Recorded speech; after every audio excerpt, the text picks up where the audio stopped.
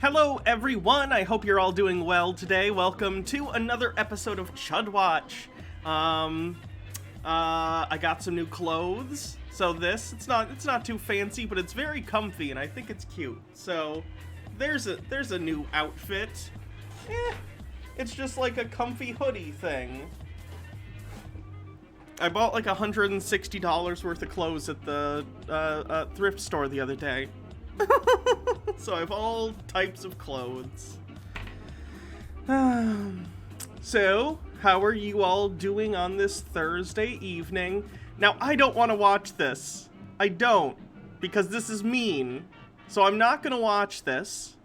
But I did want to let you know, Danzy has a new video entitled First Song to Look for My Mr. Right, all by myself. I don't have the heart to make fun of this, so I'm not going to. But if you want to watch it in your own time, there's a link. But I can't. It'll kill me. It'll kill me in my soul. So we're gonna go ahead and avoid that. And yeah, move on to some Chud Watch stuff. So that's Elliot, yeah. This video, oh yeah, I forgot to see if there were like bits messages and stuff, sorry. Mickey the Ficky, thanks for subscribing at tier 1, and I think that was the only notification.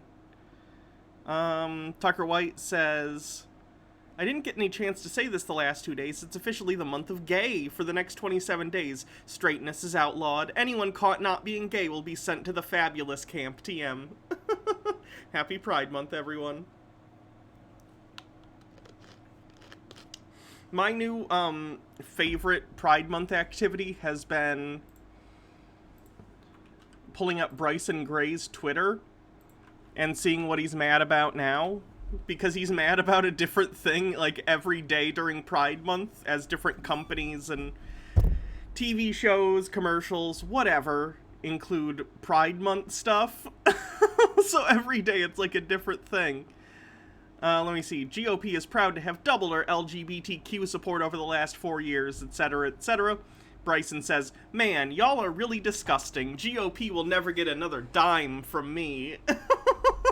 So he's mad at the GOP here. Here he says the church can't influence the world if it's being influenced by the world, basically saying we need to hate gay people more. An hour ago, he posted, Christians acknowledging Pride Month are the problem with this country.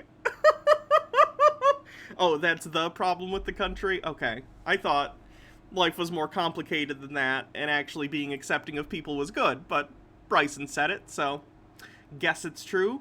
New Flash with 400 bits says, Happy Pride Month, big fan of your videos, thank you. Overthought with 100 bits says, Pride Bits, we're at 64% of level 1 of the hype train. Bryson has a new album. I feel like Bryson has a new album every month. I feel like he's gonna really burn out quick, you know what I mean? If you're releasing a new album like every month, then it's not special to your fans anymore. Like, imagine if the Beatles put out an album every month for years. People would be really, really sick of the Beatles. Pyromancer with 100 bits says, Hype Pride Bits, and Bardlock Moses with 100 says, Can't see the hype train, but here's some bits. We're at 76% of level 1. I'll read it off if you can't see it for whatever reason. So what else does he have going on? I also bought a bunch of shorts. It feels so nice. Because, like, my whole life, because I used to, I've never had the hairiest legs, but, you know, I had a typical male hormone level of leg hair. So I hated wearing shorts my whole life because I thought my legs were disgusting. Not that women necessarily have to shave their legs anyway, but, you know, for me, it felt feminine to have smooth legs and not as much to not, whatever. For me personally, I'm not talking about other people. But now that I'm on hormones and I shave my legs and stuff, oh my god, putting these shorts on felt amazing today. I'm so comfortable. It's great. Kirthan with 100 bits says, this is my response to Bryson. And then it's loading. When the sky comes falling. Oh yeah, I saw this. This is great. Stop it! Stop! Stop the whining and the sniveling right now! There are Christians in this world who are oppressed, yes. There are Christians in North Korea who can't go to worship without risking being thrown into a gulag. There are Christians in Palestine who can't even get to their churches because of Israeli checkpoints and walls. You are not oppressed as a Christian in this country. Quit your sniveling whining. That Savior you claim to serve said, take up your cross and follow him, and you're whining and crying because what? Because nobody's letting you treat gay people like shit anymore? What the hell is wrong with you? Quit whining! Stop it! Beautiful.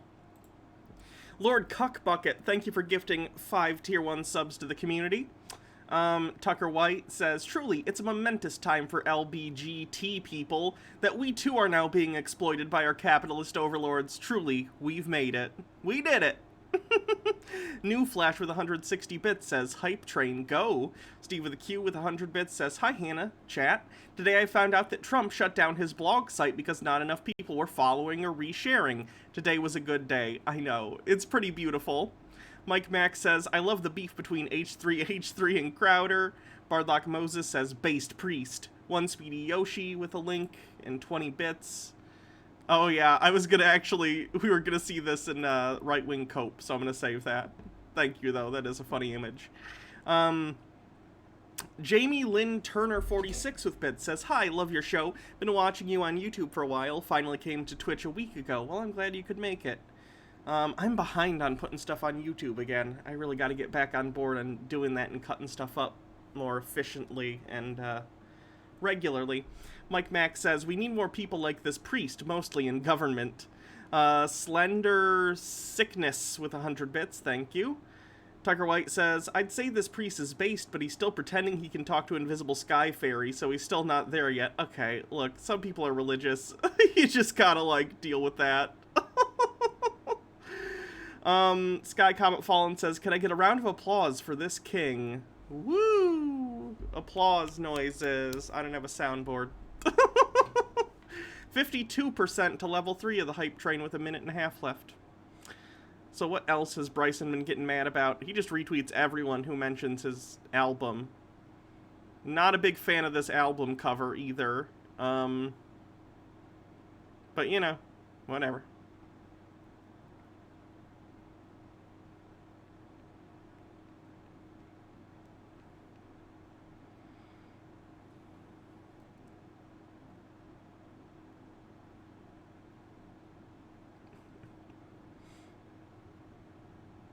Apparently one of his songs got banned from YouTube, probably for being homophobic or something.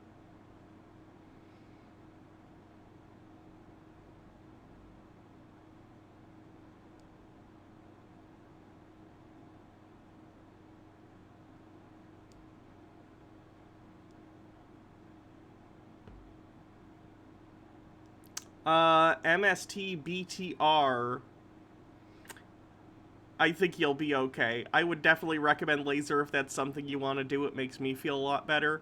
And you should be kinder to yourself.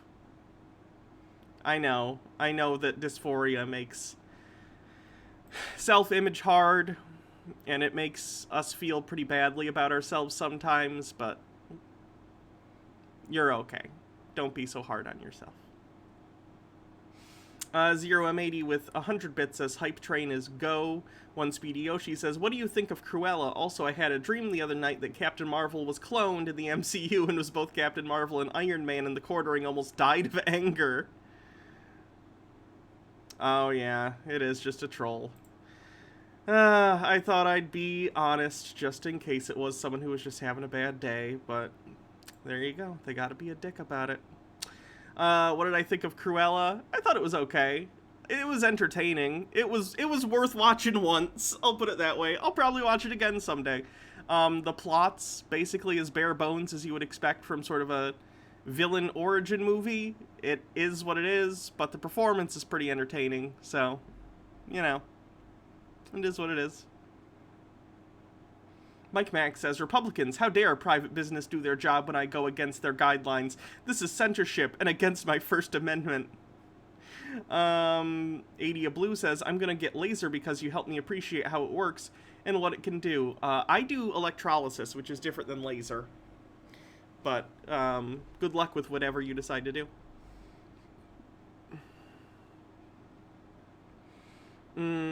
Devious Schulster says, hey, to be honest, I've had a bad day myself thanks to dysphoria, mostly voice dysphoria. I did get to shave today, so that's a little euphoric thanks to being you. Well, I hope that you start feeling a little better. Yeah, I can't shave today because I have to do electrolysis tomorrow, so I gotta let it grow so that the hairs are pluckable, basically, after they send the electricity through it. Someone said something about my emotes cloud being off or something. Let me find it. Emote cloud.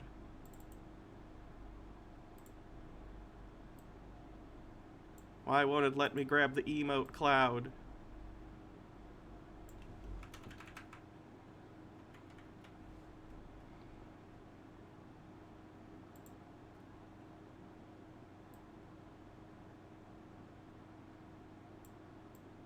I see. There we go. Okay. Hopefully that'll be a little better. I think. Shrinking down the emote cloud. Centering it. Oops. Sorry, it keeps selecting the wrong thing. Emote cloud. There we go. Should be centered. Mike Mack says, the only villain movie I would like to see is Ursula because she was meant to be Triton's sister originally and got power hungry. Yeah, it might be good. Makes me sad that Divine is dead. Because that character was originally based on Divine, but what are you gonna do? PK the Lost, thanks for subscribing for 11 months, says, almost 1 full year of this wonderful madness. I can't wait for more. I hope my Wi-Fi will be good at my campsite over the next couple months so I can keep watching. Well, I hope so too.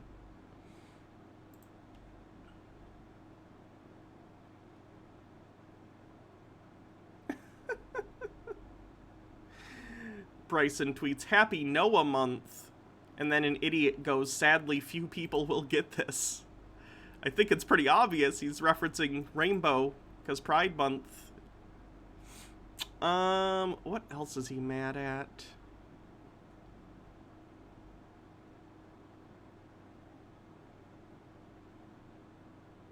Did he see the...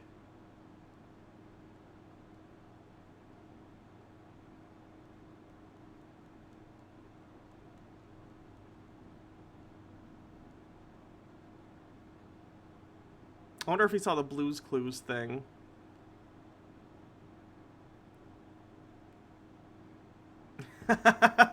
Alright, here's the Sesame Street one, which he is mad about. Surprise. This is him saying Sesame Street. Do y'all not get it yet?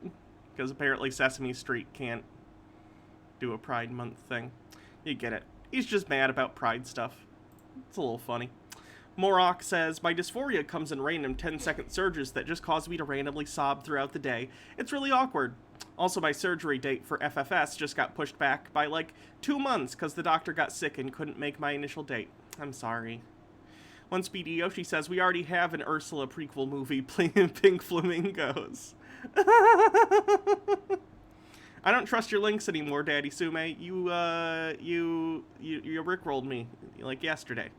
Blackwing Hecty says, I'm just getting home from running some errands and getting lunch. Hello, Altered Rin. How you doing?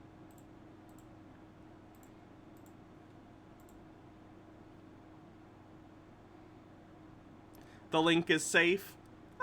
Well, I appreciate you checking, but I think Daddy Sume loses the privilege of sending links to the chat for a while because of the Rickroll. So, not going to click on any Daddy Sume links, even if they're safe. Tucker White says, I wonder what Bryson would have said on Twitter in the 70s when Sesame Street pushed the idea that black people were okay. That's... I don't get members of other minority groups shitting on members of other minority groups. It's not great. Blackwing Hecty says, Hannah, I have you captured in my magic pocket mirror, evil laugh. Okay. Cool. Are you watching me on a phone? Is that the joke? Okay. Well, I guess let's take a look at Right Wing Watch and Right Wing Cope and see how they're doing. Of course, that one has to come out. Any timelines at all? It's the same thing God says, and it's the most frustrating timeline ever. Soon! Because soon with him is never our soon. Never our soon. I just, it has to be this year. And we used to say it has to be this month. Yeah, we used to say it has to be. The deal. Self-reflection would be good at this moment. We used to say last month, but then it just kept not happening, and now I guess it didn't have to be last month. Now it has to be this year. Until it's not this year anymore, then it'll have to be next year, or this decade, or basically any place I can wheel the goalposts so it's outside of the present. The deal is we also know natural intel like you all do, and so that I have to be led by spiritual intel. Right. Yes. And I do believe the timing of the Lord is perfect in this. Yeah. And there are things, it's one of my prophetic friends right now believes, there was something that President Trump is so disturbed by certain things that are happening. He's wanting to even accelerate, that he was being tempted to accelerate and doing it faster than a plan that they had. Mm-hmm. And that it wasn't necessarily the way they're supposed to go. And I'm like, no, I agree with Trump. Let's do it now. Sure. Him losing the election is part of the accelerated timetable. Oh, okay, cool. That makes sense. Pyromancer says, some people need to put down others to feel better. Yeah. Stromboli for Wi-Fi with 7 months says, I was wondering the other day if you had a pet name for Baja, but then I realized I'm an idiot. Baja is the pet name. Come to think of it, have you or Jake had or seen any good nicknames in your years in the service industry? Mine was Murder because reasons. I mean, even the name that you guys knew me by prior to me changing my name was a nickname that came from high school band and then got used in when I was in the restaurants too. Profane Priestess Bardlock Moses says, it's a case of I got mine. That's a problem with the right. Profane Priestess says, so for anyone who needs it, what's really helped me with my dysphoria lately is listening to things that make me uncomfortable that I know will be helped by HRT and more accepting environment. Mike Mack says, remember the Sesame Street episode of Death and the band episode with the Wicked Witch of the West and Katy Perry? I knew about the Wicked Witch one. I didn't know about the Katy Perry one. My Pillow and my Trump, Jesus Christ. My Pillow and My Trump guy, Mike Lindell, is excited because he says the Supreme Court will have no choice but to overturn the presidential election based on his evidence that Chinese hackers flipped millions of Trump votes to Biden. Which isn't how the Supreme Court works. Upping her game, Prophetess Kat Care now reports that she has dispatched an army of 5 billion angels around the world. That's an impressive number of angels. Last night I was out there sending 5 billion of them to go worldwide to make a sweep for the next 30 days. It's sad what happened to Frenchie after Greece. 24 hours a day to expose any unseen, unknown wickedness, evil, cheating, stealing, lying, controlling, whether it was spirits or people or humans, to pull them down and to stop the activities and make it known where it's talked about on television, where it's shown in magazines, where people will see and know what's going on. And I sent 5 billion last night out to go do that, and immediately they went. And they're going to go to every state and then every country, even some that people don't know about yet. Even some countries people don't know about? Oh no! About to find out about it. Last night Why don't you tell us about these secret countries and states that we don't know about? That seems like information you should share with the class. Mike Mack says her episode was banned because of boobs. Of course. America. Tucker White says, newsflash, anyone can pull a prophecy from their butts. Here, I'll do it right now. I'm getting a vision from our Lord and Savior. He tells me that Hannah will spit in the face of Steven Crowder. Well, now I gotta find Steven Crowder. Altered Rin says, I made my appointment to start HRT, no insurance, fuckery at this time. Sadly, I have to wait like a month, but at least I have an appointment to get started on the titty skittles. Well, congratulations. Von Tuck says, not a Catholic in close to 2 decades at this point, but I don't know, isn't quantifying God crap a sin or something? You'd think, right? Morok says she claims she physically goes to heaven and hangs out with God. I mean, that's what I'd do if I had that power. He seems like a chill guy. I think if there was a God, he'd probably be a lot like the dude from The Big Lebowski. Nick says, they found Atlantis. Of course they did. Get up with your Atlantis game. Everyone knows where Atlantis is, okay? Tucker White says, countries people don't know about? Is she referencing Wakanda? One Speedy Yoshi says, do you think Jeremy would hate that the prophetess because she has pink hair and thus is ruining Star Wars? Mike Mack says, the state they don't know is the state of denial. Oh no, they know that state. They're full-time residents of that state.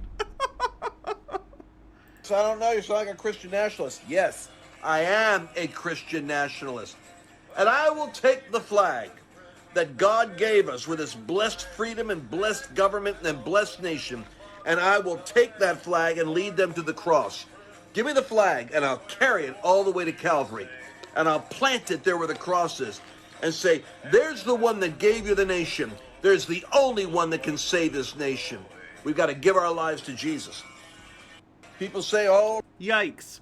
Adia Blue says, so Trump's lame Twitter is gone? Is the domain available? No, it was just a page on his website. So they just took the page down. Nick says, blessed freedom, Christian nationalist, pick one. Oh no, Milo Yiannopoulos is guest hosting True News while Rick Wiles recovers from COVID, and he's using the program to promote alt-right white nationalist Baked Alaska, who I believe was arrested for participating in the January 6th insurrection attempt. Oh my goodness. Nothing makes me laugh more than Milo Yiannopoulos' attempts to dress like a straight man. He's like, hello, fellow heterosexuals. I am also a straight. I wear a suit with a tie and side part my hair. Hello. I love boobs.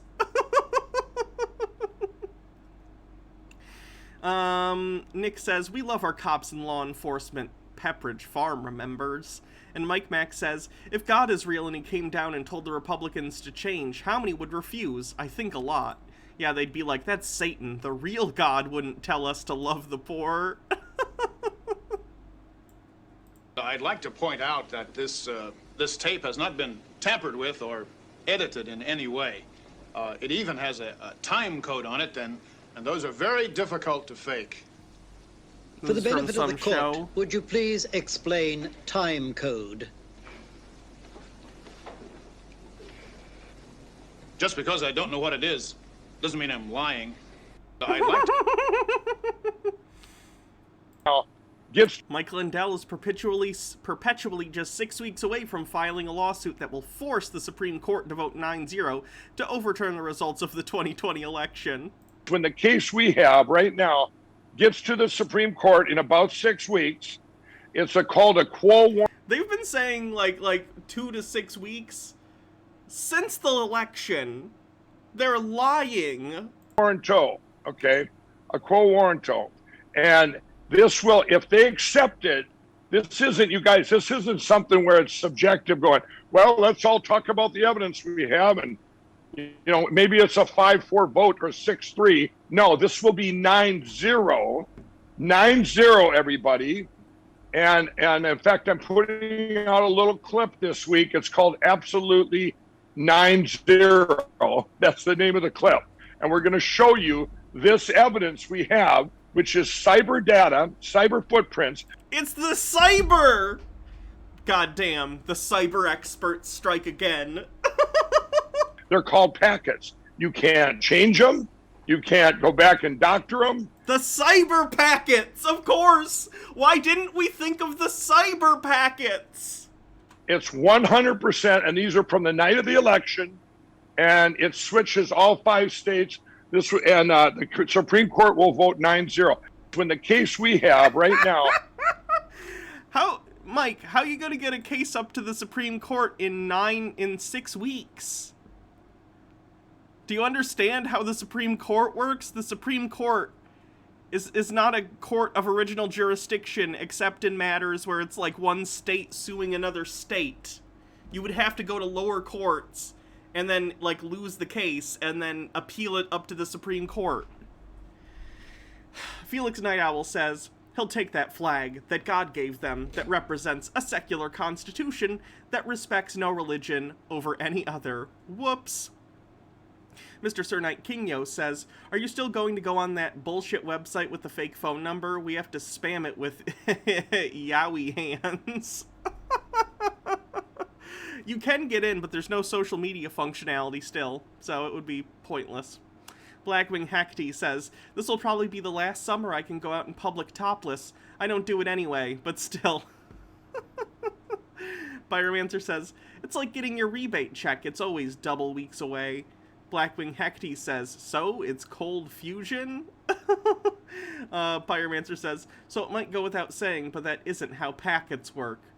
I had an inkling that maybe the pillow crackhead might have been wrong about his cyber information. The Poetic Fox says, once more helping me through this workday. Nick says, but Mike Lindell does represent a state, the state of delusion. And Vast Lunacy says, I got scammed by some vaping site and their 2 to 6 week timeline sounds real familiar. Mike Mack says, why can't these people accept that there were more people that hated Trump this time? That's how voting works. Maybe if they listened to the CDC, they would have had more voters. They can't admit that they were wrong or that they lost. They cannot do it. Sky Comet Fallen says, for fuck's sake, packets in IT are just bits of data sent over a network. It's part of the foundation of the internet. If he's going to use jargon, he should research what it is. That's too much work. Here's Lindell 3 months ago also saying something similar. I'm going to come out with another documentary showing all the foreign interference. And what we're going to do, once everybody's going to know about this, in spite of the media, and we're bringing it up. We got the case. It's almost ready. And when we bring it 5-6 weeks before the Supreme Court, now let me tell you, by the time it gets there, everyone's going to know it, including all 9 of them justices. This time they can't. They'll have already seen the evidence. They're going to have to accept this. And I'm telling you, it's going to be a 9-0 vote going, wow, this was an attack on our country by foreign actors and domestic. And I don't know what they do after that. I've said that in my movie. But I will tell you this. They will do something. They have to. I'm going to come out. It's like Elon Musk talking about robo-taxis. It's always constantly just around the corner. It was just around the corner in 2015, it was just around the corner in 2017, and it's just around the corner in 2021, okay? It's always almost here. Peach Tay says, it's crazy to me that all these people speak like Trump is amazing, the most, the best. Mike Mack says, has anyone seen The Quiet Place 2? I have not. But Kamala, many of the busting, I just...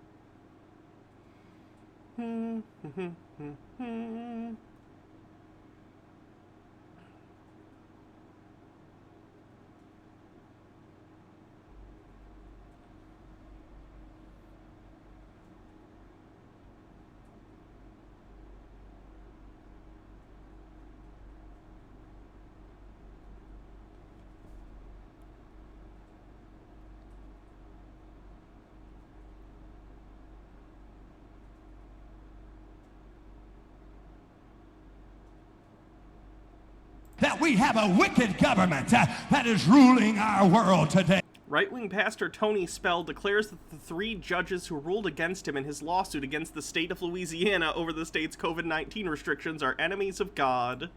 I just want you to know tonight that we have a wicked government that is ruling our world. That is such an interesting affect that these people tend to put on. It's so interesting in that it's a rhetorical style that just tends to come up with these evangelical types a lot. I don't understand why it's appealing to people. You learned about My Pillow through Illuminati? Yeah, Blair's great. Morok says, as a former Tesla employee who has met Elon in passing, honestly, he just struck me as your average dumb CEO type. He doesn't really understand the stuff that was going on into our work. He was having everything get explained to him. Yeah, he's a dumb shit who paid marketing people to make people think he's smart. Hydrate.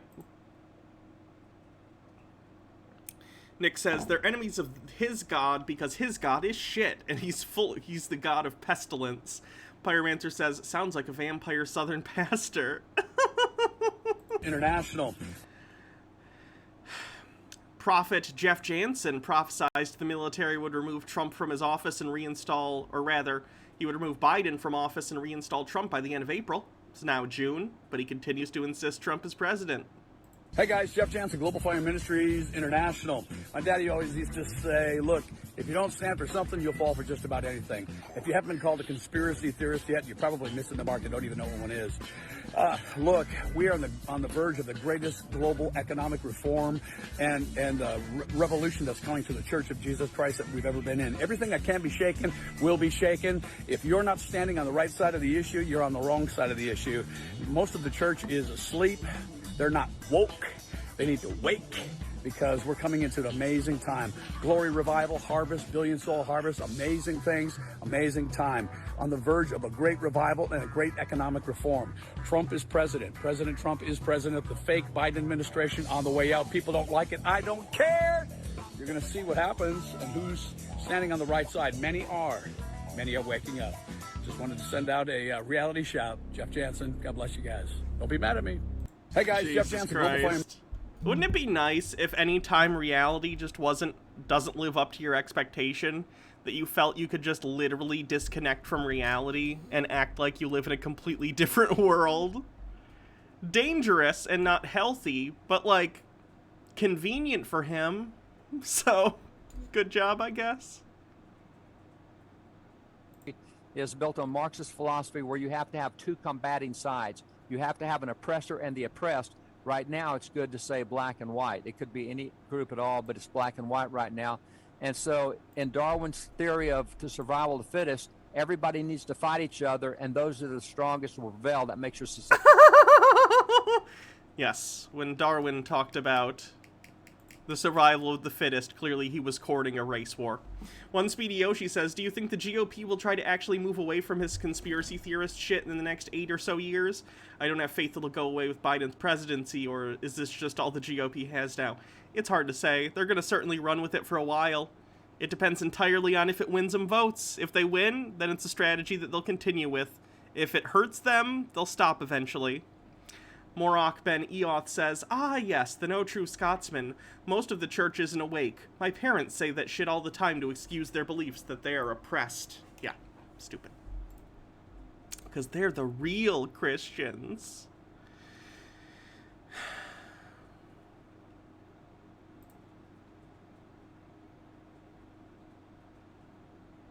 Here's that poster. Don't forget, the woke class rules. And it has a hammer, sickle, Soviet Union symbol on it. Tardiness is a microaggression. Minorities speak first. Gendered classwork will result in a fail. I don't even know what that one means, gendered classwork. Check your privilege before entering the classroom. Salute to your comrades before leaving. Brought to you by the Conservative Club.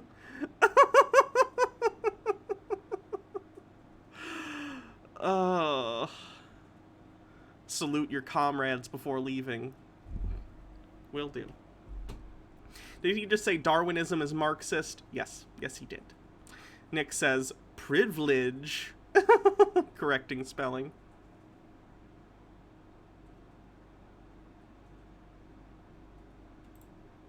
I have to say it. Trump would have wood for a housing boom and gas for the cars. How far can stupidity go for our country? That's a confusing statement that almost felt like it was written by a bot or something. Highland W, or no, wrong one.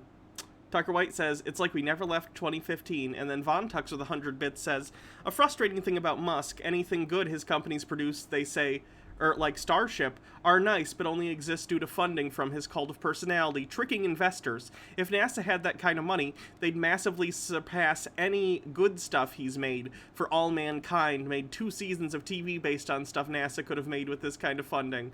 I'm not a fan of Elon Musk and his cult of personality. It fucking sucks. This post says, AOC is even worse than Hitler and far more despicable in every conceivable way. Oh no, this person says, Hitler was more honest about what he was doing and didn't attempt to disingenuously co-opt a faux opposition to tyranny. He was quite honest about being tyrannical and genocidal from the start. Oh, yikes. I prefer an honest genocidal maniac to someone I disagree with because they want health care. Are these things equivalent? I don't know. Don't know about that one. Rublum says, I have a kitty in a box protecting me from the Conservative Club with her fluffiness. Good job, comrade kitty. Doing your country a service. Mike Mack says, if Trump supports the LGBT community, will these people follow him? No. Bryson explicitly has said he disagrees with Trump giving basic lip service to the LGBT community, like that time he held a pride flag. So, no, many of them would just think Trump is trying to do a strategy and be like, I disagree with this strategy. One Speedy Yoshi says, since we're going to talk about the Blue's Clues gay thing, you should watch these 2 small clips. I timestamped them, and you should mute them to avoid copyright. You don't need sound. What are these? Oh, these are for Steven Universe. Ugh, Cartoon Network's pretty bad about that. I assume these 2 are like a couple or something. Yeah. Okay. Steven looks uncomfortable. That's kind of funny. Nick says, something tells me he'd be okay with the genocide of people he disagrees with, even if the tyrant were being low-key about it. Yeah, obviously. Profane Priestess says, these people don't even understand that survival of the fittest is inaccurate.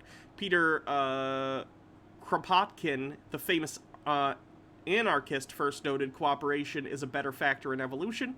Fast Lunacy says, but would Hitler have made a fun dancing video in college like AOC? I don't think so. And then Tucker White says, so many problems with that tweet. 1. Hitler did in fact disingenuously co-opt an opposition party. Why do you think the word socialist is in the name Nazi? When did AOC call for a final solution of insert minority conservatives hate? Right? It's very, very stupid. Oh, Jesus. PM of Israel. We regret every loss of life. But...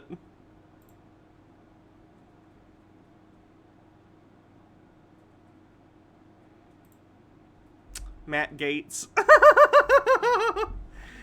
Matt Gaetz retweets a picture of Lee Harvey Oswald for Memorial Day. Oh, it's the one joke. Ha ha ha ha ha.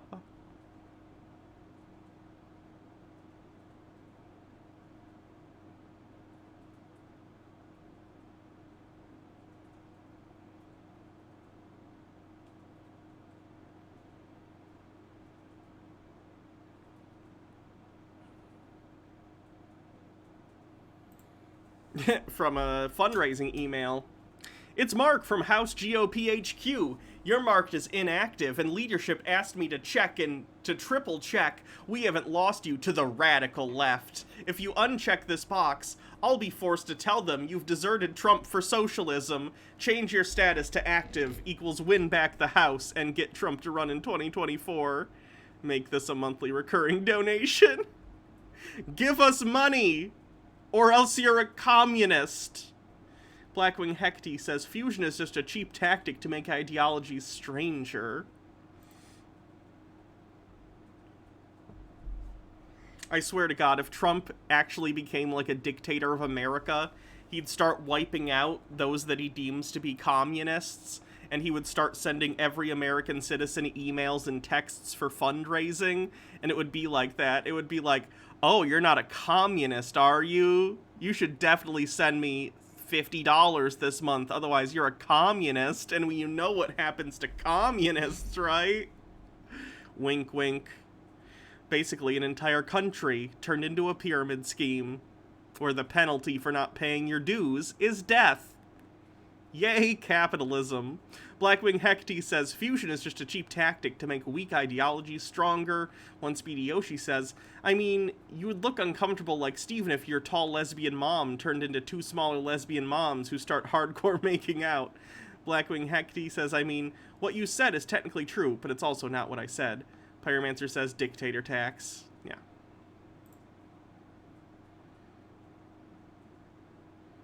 Oh, yeah.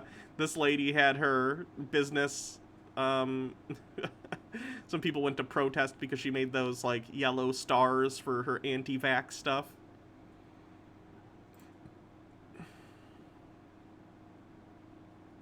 Oh, no, someone else made a shirt that's similar. Yikes.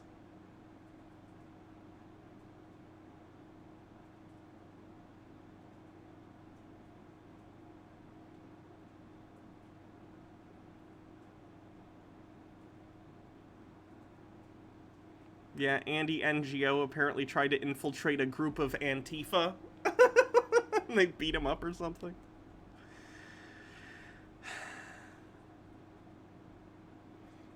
Milkshake once told us that he attends Proud Boy events because he likes beer and was aroused by the American flag. Okay, cool. Here are all of us LGBT individuals in our traditional Pride Month, oh gosh, what are these called? Steamrollers. Apparently we're steamrolling traditional family Christian values, the sanctity of marriage, and most importantly, etc. You know you have a good point when you can't even come up with a fourth thing we're destroying.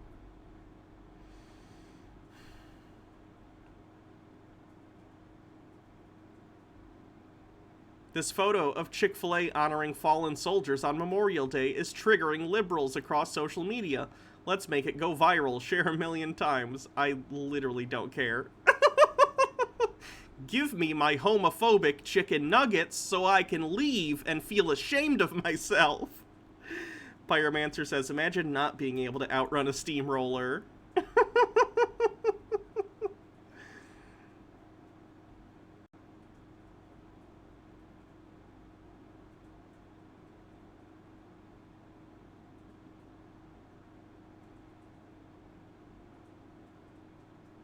Okay, that's probably enough right-wing cope stuff for the day. Not bad. Not bad at all. Sky Comet Fallen asks, can I ride in the Rainbow Steamroller? Yeah, you can. Blackwing Hecty says, steamrollers are many things. Fast is not one of them. One Speedy Yoshi says, that bulldozer picture was made by someone making fun of gay people for ruining values in marriage. Yeah.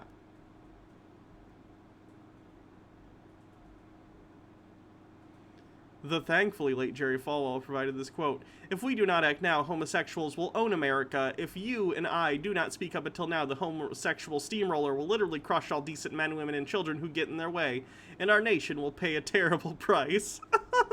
Alright, that's pretty good. That's funny. Tucker White says, well, I was on board with the whole LGBT thing until I found out they wanted to destroy ETC. Now I see the error of my ways and think the gays should burn. Poetic Fox, burn an HFIL? HFIL, rather? I don't get it. Poetic Fox says, I hate that bigot chicken is the nearest cheapest place to eat near me. I'm sorry. Adia Blue says, okay, I'll go get the pride roller out of the shed. Be right back. What do I want to watch next?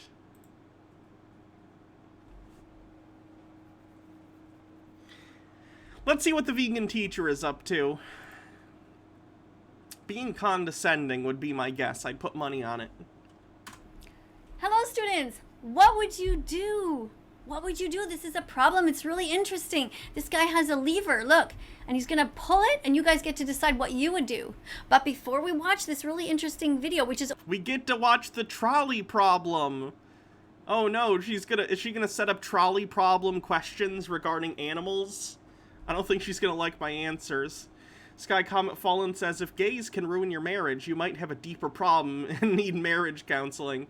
Mike Mack says, Republicans, these damn gays will end the world. Me, isn't that what you pray for? Nick says, I think this is a good time to make some bacon and eggs. That does sound good. Von Tuck says, I'm straight 8 out of 10 times, so I can speak for all straights when I say, I'm fine with the gays owning America. The straights haven't done so hot. Pyromancer says, oh, I can't wait to hear how terrible her take is on the trolley problem. And Daddy Sume says, she is 100% a former kindergarten teacher. I guarantee it. She does seem like it, yes. It's only 2.5 minutes long. Let's talk a little bit about speciesism and what that is. So speciesism, or speciesism as some people say, is kind of like the first form of racism. It's when... Nope. And you think that one type of animal is more important than another. For example, you're eating a burger which has a dead pig in it or a dead cow in it, while you're probably a dead cow. People don't normally eat burgers made of pig meat. I'm sure that exists, and it's probably good, but... Oh, bacon cheeseburger, but that would also have beef on it, I guess. Petting your dog. It's weird, isn't it? Like, why is this animal more important than this animal? Because human beings domesticated dogs for thousands of years, and we're at this point sort of a symbiotic species. And we have social conventions and ideas about which animals are domestic animals and which animals are sort of chattel animals, in the sense that they are used for either being a beast of burden, like a horse or something like that, or being livestock. That's the answer to the question. Sky Comet Fallen says, how many face palms am I going to do today? Too many. The Academy of Nutrition and Dietetics has stated clearly that anyone can be vegan. Newborns are born vegan. When they drink their mother's milk, that's still vegan because that belongs to them. But all stages of development, so newborn babies, there are burgers little that kids are a can be mixture vegan. of bacon and beef. Ooh, that sounds good. Children, a little bit older, teenagers can be vegan and still be very healthy. Pregnant mothers can be vegan. Yes. Lactating mothers can be vegan. Yes. Parents, aunts, uncles, grandparents, teachers can be vegan. Doctors can be vegan. Nurses can be vegan. Everyone can be vegan. Everyone on your street can be vegan. Yeah. All that means is that they do their absolute best not to exploit animals, not to eat them, not to buy them, not to wear them, and that's it. So while we watch this really interesting thing, what I've done is I've written on my paper the title here, which is Las Vegan Productions. Memorize it. Not Las Vegas Productions, but Las Vegan Productions. And it's a good name. Tyron says, why does she have a dog for a pet instead of a cow or a pig? Good question. Zozo Horror Show says, I bet the Lion King angers this lady deeply. Blackwing Hecate says, Western culture doesn't usually eat horses either. And Mike Mack says, so are carnivores and omnivore animals speciesist? Or speciesist? Yeah, I don't know. I'm curious what she thinks about it. Hydrate. All right. And the title of the video is called The Trolley Problem with a Twist. So don't just Google the... Is she an anti-pet vegan? She has a pet, so I don't think so. Trolley Problem, because it won't be the one about veganism. So far it has 70,000, a little bit more than 70,000 views, and I already saw it and I thought it was really fun. So I thought I would present it to you guys. You guys ready to watch it? All right, here we go. Oops. Okay. Trolley problem is a classic thought experiment about complicated human ethics. The standard trolley problem supposes that there are 5 people tied to a train track and can't escape. A trolley is rapidly approaching that would kill them all. You Hats are standing off, meaning I have to put an accessory on. I'm gonna go with these rad glasses. next to a lever that could divert the trolley down a second track and save all 5 people. But there's a catch. On the other track, there's 1 person tied up. So by saving 5 people, you'd be killing 1 person instead. What would you do? Divert Most it. people's first reaction is that they would pull the lever and save as many people as possible. The problem becomes more complicated when it's revealed that the person on the second track is not just a random person, but a close family member. People are suddenly less willing to save 5 strangers in order to kill 1 family member. That's interesting too. This part is actually really interesting. Because is your family member really more important than the other 5 people? You might say, well, that's my mom or my dad. But you know, these people here, they also have moms and dads. I pulled the lever in either or they case. are moms and dads, or their brothers, their sisters. I don't have a lot of people in my family I'm close to. It's interesting, but it gets interesting because we're going to talk Mike about Mack says, I like the answer for the trolley problems in the show. Good place where the person sacrifices themselves to save everyone else. Sure. animals in a second. That's not the point, It's though. quite the It's just ethical about dilemma. the question. Well, I've got a new twist on the trolley problem. Blackwing Hecate says, does she think that humans are rational actors? I don't know. What if it's Jake? See, that's where it gets to be a problem. I don't know. If it were Jake or any of my friends, or especially like Baja, I can't pull that. I'd be selfish in that case, and I'd save the people that I care about. Gimpy G says, me and my muscular dystrophy homies are told not to do vegan, something about metabolism and protein. I stopped listening after chocolate was okayed. Rublum says, would a lovely member of the community send me to Sovngarde? Her condescending nature irks me greatly. Baja says, Hannah, I'm your family. We're basically engaged. Yeah, that's like what I said. If you're included and it's not just like blood relation, then yeah, the other people are fucked. I'm gonna save you every time. Vast Lunacy says, you eat all 5 you et all 5 people die and rally for changes to the trolley system. It's the Watchmen solution. Firemancer says, calling it now. 5 vegans, 1 meat eater. Oh, goodness. I think it's going to be animals. On one side, it's going to be humans, and one's going to be animals. Imagine on the original track, instead of 5 people, there's a bunch of animals. Chickens, a turkey, a pig, a cow, etc. And the train is fast approaching to kill all of them. Would you pull the lever to save them? I know what you're thinking. Who's on the second track? Well, here's the catch. No one. Nothing. There's no person and... Sure, I'll pull the track to save them for multiple reasons. First of all, just because I don't think non-human animal life, just because to me non-human animal life is not as valuable as human life, doesn't mean I think there's absolutely no value. Like, I don't want to cause pain or suffering to animals unnecessarily. I would help them if I had the opportunity, but also, they're not as valuable to me as a human being is, even a stranger. Not to mention, people could get hurt in the trolley if they make an impact with these animals. Stuff could go flying and hurt someone. Like, yeah, I'd pull it. But if there were a single person on the other track, no. Those animals are going squish.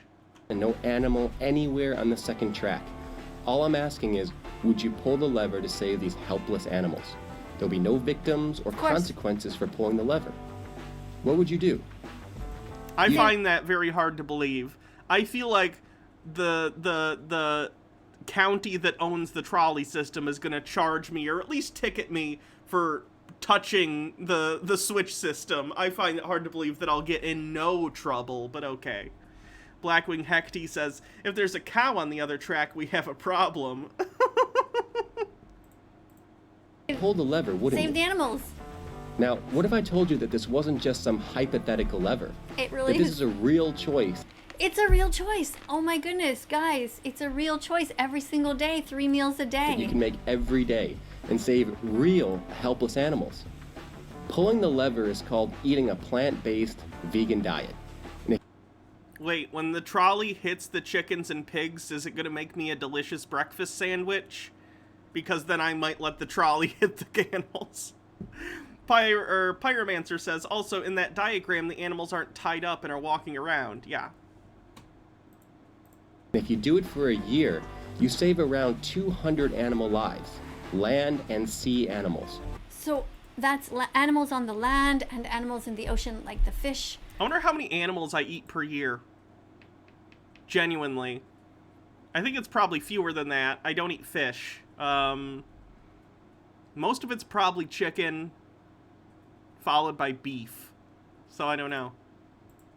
Did you guys see Seaspiracy yet? The documentary? I know she said 200. That's the average. I'm curious if I'm above or below the average. Seaspiracy? I would honestly guess maybe a little under, because I don't really eat steak or anything. If I eat anything with meat, the meat is just part of it. I don't know. Zozo Horror Show says, just because I had to see this, I'm ordering double meat on anything for the next week. It's really important. That's not good for your cholesterol. You're going to learn all about what we do to the oceans. It is just heartbreaking. I'm going to show you, if you haven't yet written down this list, this is just a few of the documentaries and videos that I recommend and websites. When you watch this with your family, which is what I want to suggest that you do, make sure that you have a list like this with you, and you guys can also learn further. It depends on who your family is. Don't watch Earthlings with anyone under, like, 16 in the room. It's horrifying. If you have a little child especially, never show them Earthlings. It's awful. Give them a paper and say, hey, if you guys want to learn a bit more, you can just have a look at these sites. So we have egg-truth.com. Remember, it's not just Egg Truth, it's egg-truth.com. Dominion Movement is a very, very moving, and so is Earthlings. They're very important documentaries to understand what we do to all of the animals everywhere. Cowspiracy talks about the dairy industry. Seaspiracy talks about what goes on in the oceans, how many whales are being killed and dolphins are being killed and all the different fish, and how important it is to save the oceans. The oceans aren't just over there with nothing going on. We're all related on this earth. Everything that happens in the oceans does affect what happens on the land, and you'll understand what goes on there. Forks Over Knives is another documentary, and The Game Changers talks about vegan athletes. You should see how strong they are. Yeah, conspiracy, S-E-A, would be the better pun. You're right. Just branding, because I think they did Cowspiracy first, and they wanted to keep going off that brand name. And if you said conspiracy, I don't know, people might be less prone to understanding they're part of the same series. No idea. Bitter Grin says, what about all the rodents that are killed growing all these vegetables, though? Collateral. Nick says, oh god, I hope EDECF SFT, whatever it is. Is it a racial slur? I don't even know what that is. Yes, you can have big, strong muscles and be vegan and never eat any dead animals. Never. Not even eggs, not even cheese. You'll be amazed.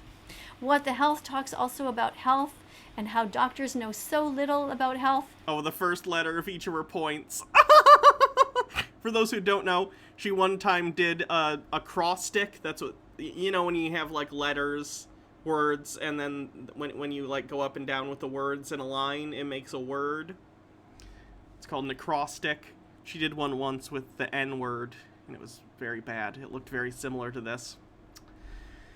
Mike Max says, I wonder, does she let mosquitoes drink her blood or used repellent? Because if she used repellent, she's a speciesist. And Nick becomes a stream boss. Thank you.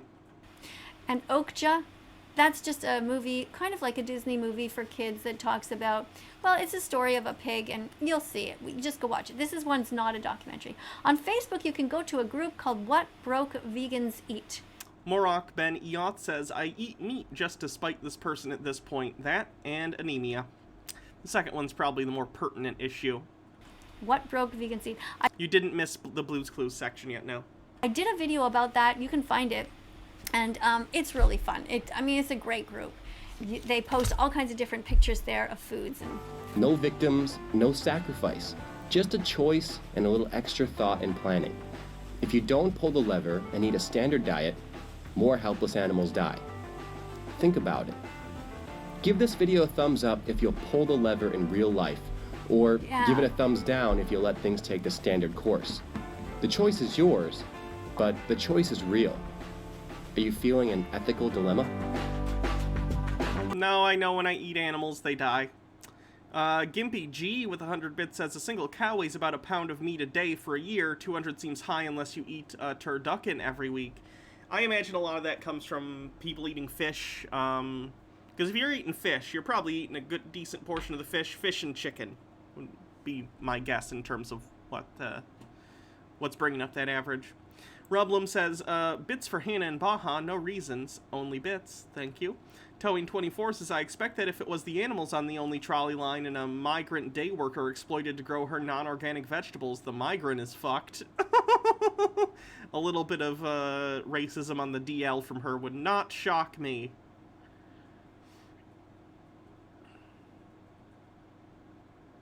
This is solutions to the trolley problem that people do. 2-year-old solution to the trolley problem, and then the brothers. Uh-oh, Nora. This train is going to crash into these 5 people. Should we move the train to go this way? Or should we let the train go that way? Which way should the train go? That way. Show me. Okay.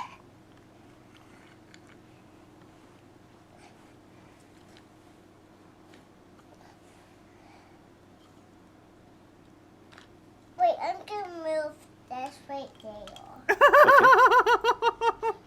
Yeah. Brilliant solution. That's the... That video should be under the definition of Kobayashi Maru in, like, the Star Trek wiki.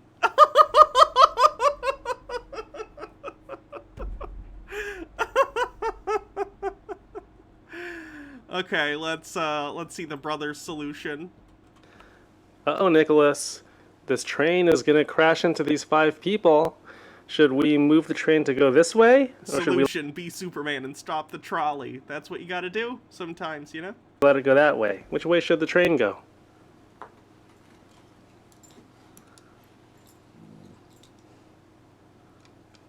This way.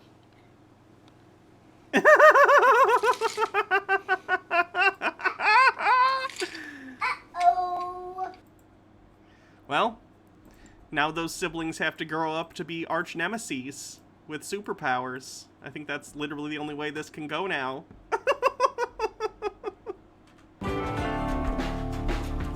Vegans don't feel it because we're already vegan and we feel good. We just Like feel Max says, a man of the only culture, thing I that vegans see. feel is bad that we didn't become vegan earlier. And that we just, even when we first started hearing about it, we started getting our first clicks we didn't become vegan quick enough. So that's the only regret. But it takes it, you know, it's got to run its course for you. You got to understand it. It takes 100 clicks to become vegan. You have to understand it with your brain. You have to understand that you can be healthy at all stages of development. You have to understand that all the nutrients are there. And you have to understand that it's not more expensive. Lentils, chickpeas, oats, rice, pasta, beans, all of these things are staples in many countries where they don't have that much money. So you can totally do this. You can be vegan. You can be vegan from now on. You can be better and you can be vegan. Is it true that vegans are better? Well, not at everything. She's so humble. Von Tuck says, little girl is Prime Universe Kirk taking the Kobayashi Maru. Brother is Evil Ymir Universe Kirk Kobayashi Maru. How can I kill both the crew of the Kobayashi Maru and the Klingons? Towing24 says, Lady Batman v Joker, who are siblings. I'm here for it, if only to watch Jeremy and DVD stroke out to death. But in this issue, yes. Because they kind of did that with Owlman in the Court of Owls storyline. Spoilers. Vegans don't contribute to so much suffering in the world. I don't think he went by Owlman. I forgot what he called himself, but that was the Court of Owls. Fast Lunacy says, and that brother and sister go on to act out Invincible scenes, IRL. Do I mean Talon? Yes, Talon. Thank you. They try really hard to do... Let's be real. He's Owlman, okay?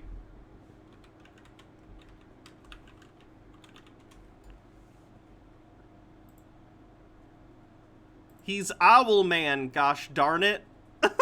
Don't lie to me. Look at him.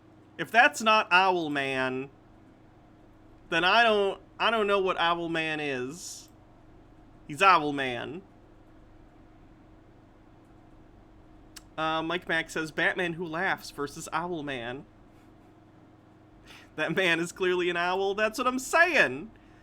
I swear, they probably originally called him Owlman, and they're like, that's too stupid. We cannot call him Owlman. Fine, Talon.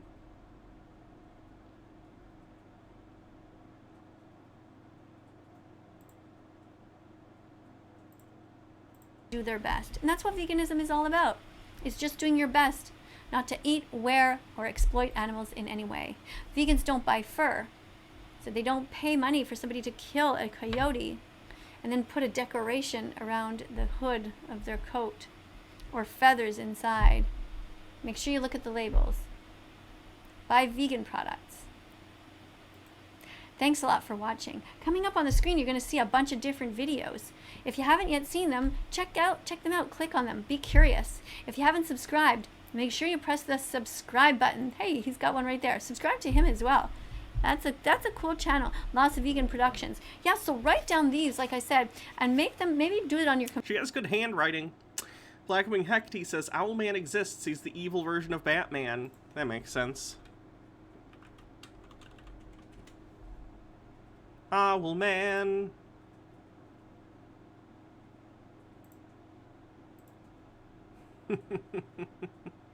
Thomas Wayne Jr. Interesting.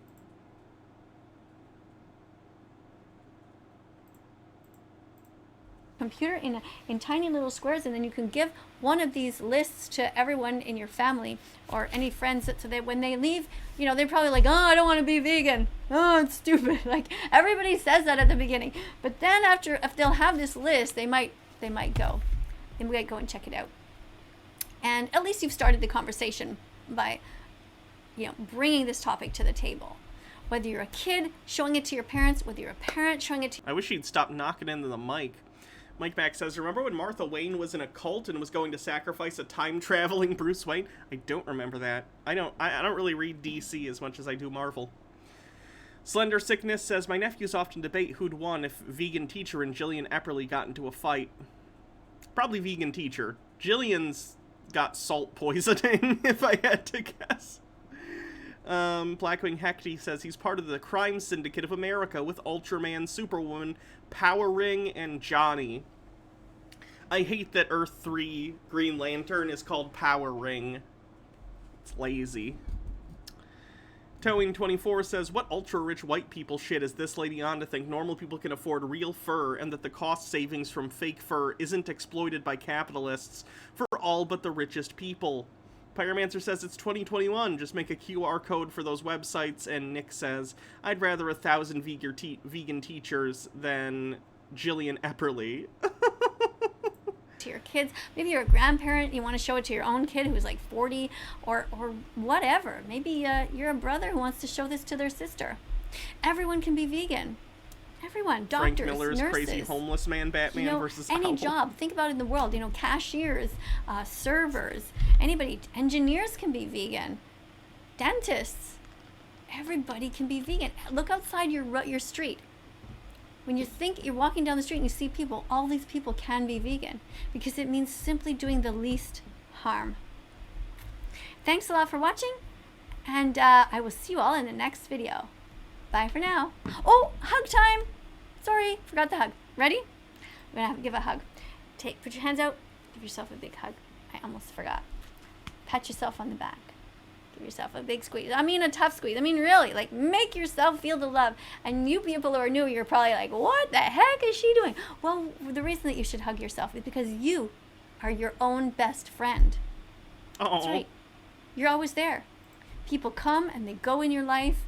People hurt your feelings. Sometimes you have fights with friends. Sometimes you might think your parents are mean. Sometimes you might think your kid is mean. But you are always there. So when you go past the mirror, give yourself a little smile.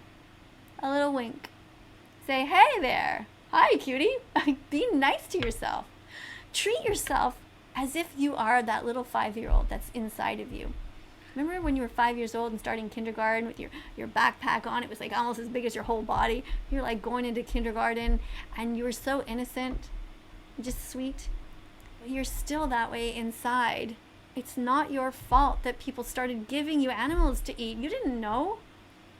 You gotta forgive the past, but now you know, and now you can make a choice. Going forward, you can be vegan from now on. I have this cup here. It says, cow's milk is for baby cows. And you are not a baby cow, so you should be drinking soy milk. That's what I do. All right, thanks again for what? Oh, did I show you what I wrote? I was writing here. I already filled this out before because I already knew that I liked it. And here's what I wrote. The vegan content is good. It makes us think. They're discussing animals, and it's interesting. Los Vegan Productions. Don't put stuff over Memorize it and watch it again with friends. I can't read. Bye for now. Do do do do do do do. Okay, so I guess that's what she's up to. Oh no, she uploaded a new video 49 minutes ago with the same doll she used in the video where she used the N-word. Sky Comet Fallen says, I need an adult.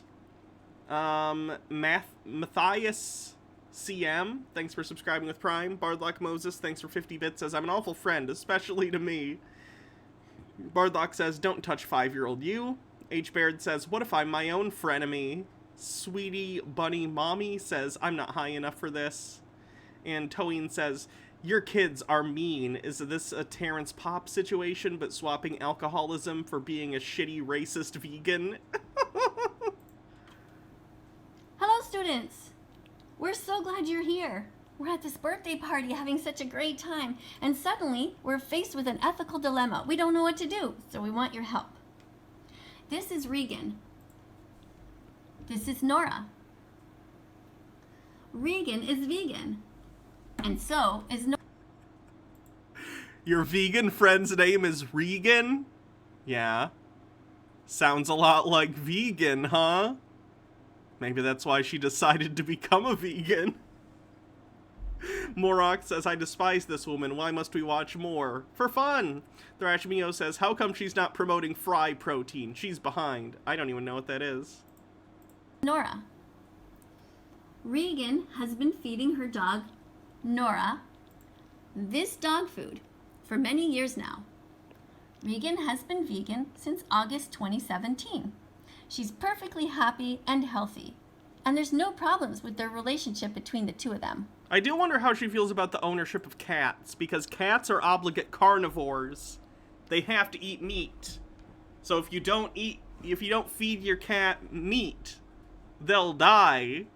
So I'm curious how she feels about people keeping cats as pets. Blackwing Hecty says Nora is Bora, and Mike Mack says pretty sure that girl doll is from a kid's show. I'm surprised it's still up. Yeah, maybe. I don't know. I'm not familiar with modern day kid shows. I'm never around kids, so. But today, unfortunately, in the comments section, Regan got a terrible message. Regan's message that she got from somebody said, again, and this is about the 100th time it's happened, that she has to feed her dog, Nora, other animals. Oh no. Now what's she gonna do? We're at this birthday party, all these animals, friends are having a great time, but now one of them has to die because people think that she needs to kill an animal to feed. Damn, just buy him a steak or something. You don't have to kill one of your friends. To Nora. She has a knife. She was gonna cut up the bananas, the apple, and the pear to feed everybody. But now you guys say that an animal needs to die. So which animal? This lamb up in the right top corner looks like they'd probably taste pretty good. There's a little baby pig right here, but I don't think that's big enough to feed everyone. I don't know, you could draw straws. Let's ask the animals, who wants to sacrifice their life for this birthday party? After Is this the what the fuck clip?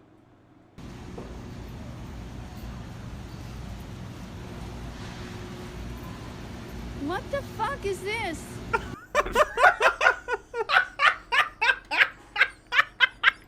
What the fuck is this? Baja's been working on an emote for that, by the way, so be prepared for that. Mike Mack says, remember this? Lucy decided because of the hot weather, Storm wasn't eating the same amount of... Bardlock Moses says, this is an awesome horror movie now. Honestly, I'm down for it to get scary. Sweetie Bunny Mommy says, Jesus, that got dark fast. And Vontug says, Dolls Knives, kill a friend at a party. How was this lady a teacher? Blackwing Hecty says, lamb chop is tasty. And then Hydrate. Meat as usual, and Lucy, you thought, you know what? Is this the one where she's like, I'm going to offer vegan food and meat to my dog and see which one they take? And clearly they'll take the vegan one, and the dog immediately goes for the meat. Did she just say F in a child's video? The vegan teacher videos aren't for children. She acts like she's talking to children, but it's for adults. I'm going to try Storm on vegetables. Not necessarily just vegetables, but she's a carb fiend, essentially. She's always been of that inclination anyway. How it came about is my neighbour, Ben, he started it and introduced it, and as did I. And she seemed to perk up, be a lot happier. Does she like it straight away? Like, you put that food down, she doesn't turn her nose up? She likes more of the wet food type thing. Yeah. It's more palatable as she's drinking loads of water. But no, really took to it. 2 bowls here, right? Fresno12, thanks for subscribing for 7 months, says happy sub anniversary. Better be looking through the baby name book. And Nick says, hi, beautiful doggo. You are a beautiful doggo. Yeah, I don't think it's cool to put your pet on a vegan diet just because, like, they can't choose to do that. Like, they have no moral conception of where meat comes from, and if they do, they certainly don't give a shit. So, it's not a decision they can make. I don't think it's fair to, you know... And I know someone like the vegan teacher would say, like, well, they don't have a choice to eat, you know, whatever they want anyway. You're always giving them food. Yeah, and I think it's fair to say that dogs, being omnivorous, their natural proclivity is going to be to want to eat meat sometimes, if not most of the time. Like, I don't think that's a ridiculous thing to point out. I think you should give your dog, you know, a reasonable diet. And in this case, I don't think veganism is reasonable. For the most part. Again, it's possible there are foods and stuff out there that would make it okay, but I don't think the dog's going to be very happy. One is full of vegetables and one is full of meat. Oh, Amen. Storm, Right. Storm, we hate to put the temptation in front of you, You but it's ready for over to you. lunch, Storm? Right? Oh, I'm Let her go. ready. Oh, that dog is so ready for the meat. Oh my god, he's like, yes, is that meat? Thank God she hasn't fed me food in a year. Let her go. Oh, she's obviously going to go. Obviously. Oh, you little... Yeah.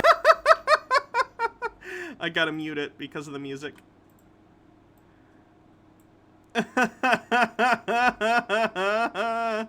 Wow, not even close. Yeah, just straight to the meat. Yep.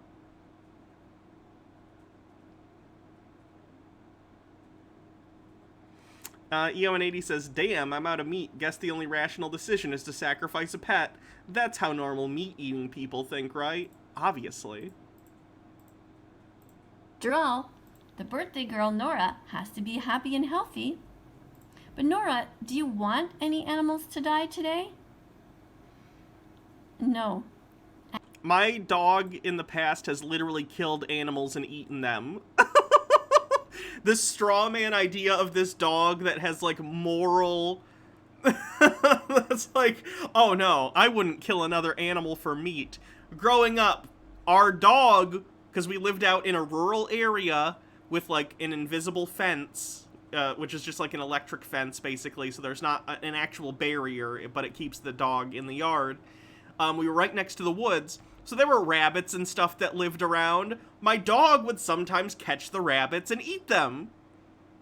Like, I understand you have certain moral proclivities against eating animals. That's fine. I can respect that. Understand that your dog does not give a shit.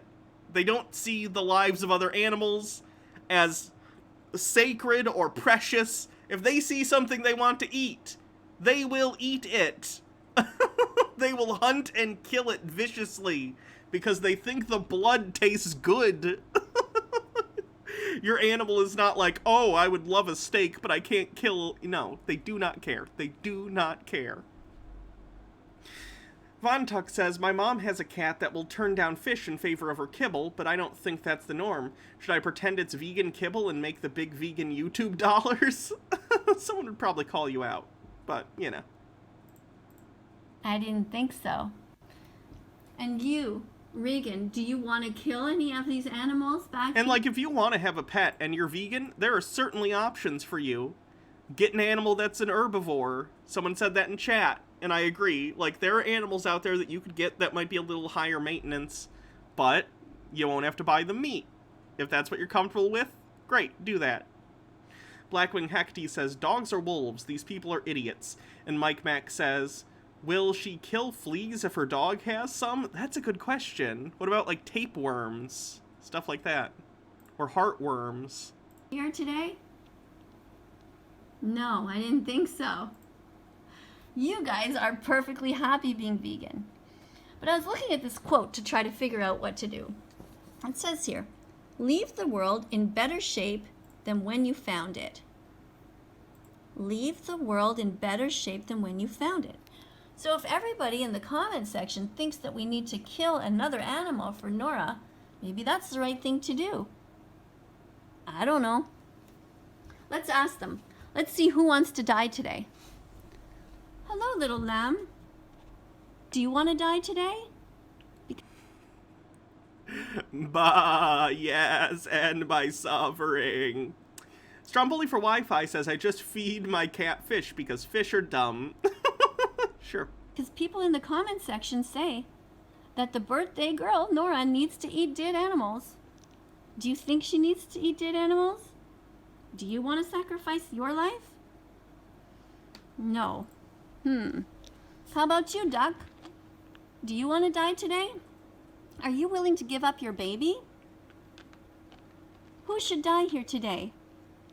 Everybody thinks that the dog needs to eat a dead animal. So Elmo's technically not an animal. He's just a puppet monster, so he might not even count. Daddy Sume says, does she brush her teeth? Does she use mouthwash? Does she drive a car? All of these actions kill living things. She's going to be killing things regardless. I would imagine she'd say in cases where it's unavoidable that mitigation is the name of the game. Mike Mack says, doesn't she now know vegetarian animals tend to overpopulate? That's why we have hunting season? I don't know. Pyromancer says, the hand inside Elmo is made of meat. True. Baja says, chat, there are normal vegans. Hannah and I have 2 cats. I feed them meat all the time. I just choose, or just choose not to. I assume you mean you just choose not to eat meat? Yeah. We feed our cats normal. Blackwing Hecty says, if it's one of those R-word ducks, pick that one. Yeah, with the corkscrew penises. What are we gonna do? Hey bears, what about you guys? Are you willing to sacrifice your life? Do you want to die today? How about you, raccoon? She literally has a tiger there. A vegan tiger is a dead tiger. I know. What about you, penguin? Penguin, if you don't want to die, who do you think we should kill? Penguins, I'm pretty sure, have to eat fish because they live in a desert. Which of these animals deserves to die? Everybody can eat one of these other animals. Maybe this lamb. Maybe this owl or this bear. Do you guys want to die today? No. How about you guys? What about this cat? Hi, sweetie. Pyromancer says, I'm also concerned about why she has so many stuffed animals. I imagine it's just something she's into. Morok says, off topic, my werewolf Pathfinder character has gone from lawful evil to lawful neutral after accidentally murdering a child and going through an existential crisis. Oh, Jesus. Heavy themes in that game, apparently. Stromboli for Wi-Fi says, will you do a GoFundMe for you and Baja moving in together? Moving isn't cheap. I don't feel comfortable doing that. I'm making enough from just this normal, stream stuff that I'm not going to make, like, a separate thing for that. I appreciate the thought, though. Thank you. Nick says, eat Mr. Owl, he yoinked my Tootsie Pop. And Felix Night Owl says, I wish there was an owl there so that when she asked who wants to die today, the owl could say, who? Blackwing Hecty says, which of these animals deserves to die? All of them, for we are filthy sinners who have fallen from grace of God. Do you mind if we kill you and feed you to everybody? Because people say that the dog, Nora, needs to eat another dead animal. What about you guys? Zebra, you? No? No, you look pretty happy there. I don't think you want to die. How about you? Are you willing to die or give your baby up? I'm just imagining this from the perspective of the stuffed animals in this hypothetical. Like, someone was like, hey, maybe we should get some meat for the party. And then all of a sudden, vegan teacher's like, what? Do you want to die? Do you want to die? To everyone at the party, and they're like, damn, we just wanted to, like, order some food. Can you chill out? Jesus. Some of us are obligate carnivores. God, we were gonna order Outback Steakhouse. Nick says, I'm just waiting for her to turn the camera and ask that question to the audience. It's like that scene from The Dark Knight with the Joker. Look at me. Alexa, play Smash Mouth says, this adult woman has too many stuffed animals. Single much? I don't think that's fair. A lot of people own stuffed animals. I don't think that's okay. She's weird, but it's not because of the stuffed animals. Towing24 says, you could do a merch release like you did for TBR. I'd buy a trippin' or traveling shirt. Maybe. I don't know if I have anything that people would be that into. Princess Amelia, thank you for donating $50. Says, why bother with a GoFundMe when we can just do this? Thank you. I very much appreciate it. And yeah, anytime you guys do bits or subs or donations, that obviously is my income, and it does go to that, so I appreciate it. What's that? You think that the dog should just eat the vegan dog food? I think so too. What about you? Do you think that the dog should eat just vegan dog food? Yeah. Or we could kill this bull. You know, people do turn cows into burgers. Isn't that like a moose? Is she confusing a moose with a bull? What? Morok Ben Eot says, I own dozens of plushies, and I'm very single, but talking to several people, so yeah. And Blackwing Hecate says, I maintain a plush menagerie, right? I don't care if you have stuffed animals. Do a bathtub live stream and sell your bathwater. I don't think anyone wants that. Sky Comet Fallen says, she has serious serial killer energy, and Yo80 says, well, just ask both my cats if they wanted to be eaten by the other. Test inconclusive. Maybe it's a bull moose. No, you don't like that idea? No, I don't blame you. You want to live, and so do you. Everybody wants to live. Here's a nice moose. You don't want to die? I understand. And we have a choice. You see, we can feed everybody the vegan dog food, so why choose to murder anybody if we don't have to, right? There's a camel, a turtle, a pig. Isn't it crazy in society that people kill pigs?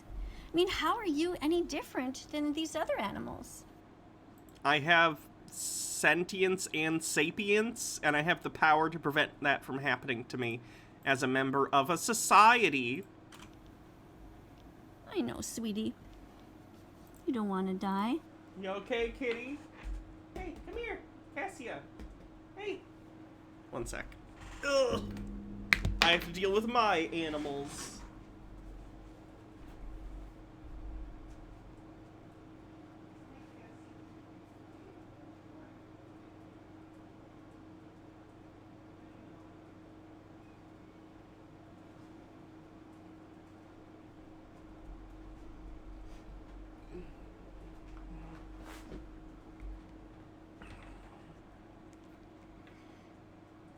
Mike Max says, most of these animals will die if they went full vegan. That's a sacrifice she's willing to make. I understand. Yeah. How about you, Ernie and Bert? Are you guys willing to kill any of these animal friends? Oh yeah, Bert and Ernie definitely are. Pyromancer says, wonder how she thinks Australia should deal with its mouse problem. I have no idea. I didn't even know there was a mouse problem. Or do you want to just play with them instead? Yeah. That's what I thought.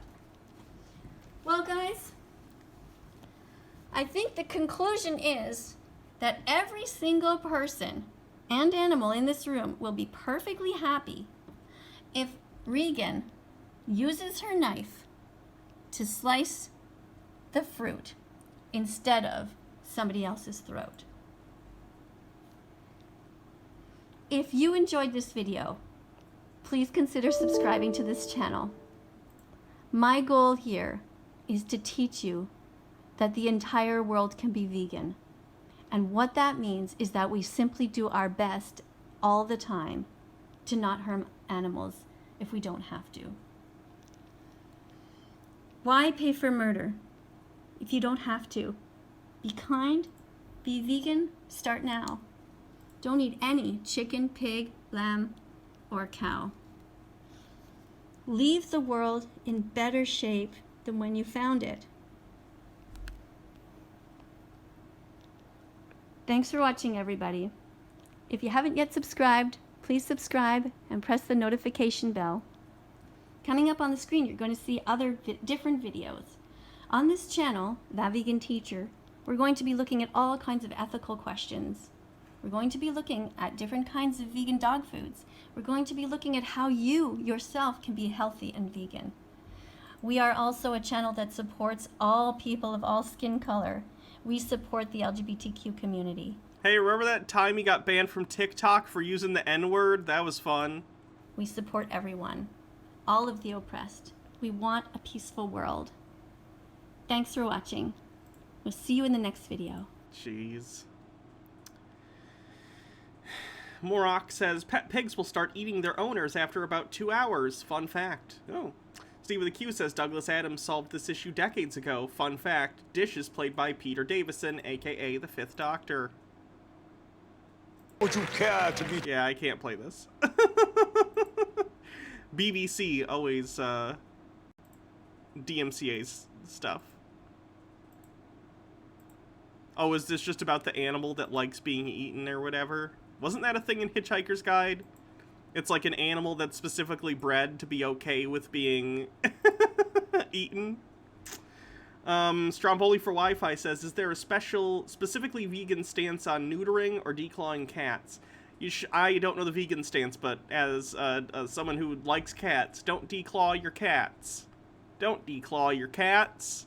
They don't like it. It creates health problems. It would be like if I cut off the tip of your finger. Don't declaw your cats, please.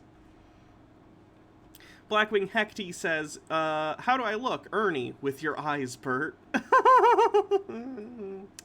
Blackwing Hecty says, if cows didn't want me to eat them, they shouldn't have allowed us to breed them to be so delicious. Morak Ben Eoth says, remember that one time you said being vegan was harder than being trans? She did say that. Towing24 says, well, that was a lovely act of animal abuse. And Pyromancer says, mouse plague, with a link. And Blackwing Hecty says, that's what I asked about the last time we watched her. He desires to be eaten. I am wearing nail polish, yes. It's a nice color. I'm trying to quit biting my nails, so.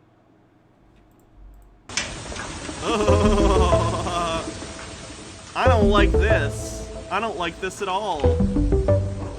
Swarms. Not a fan.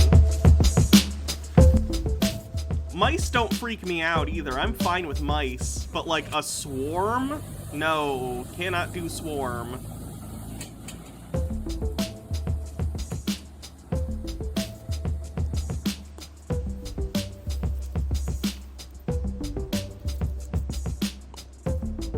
Gross.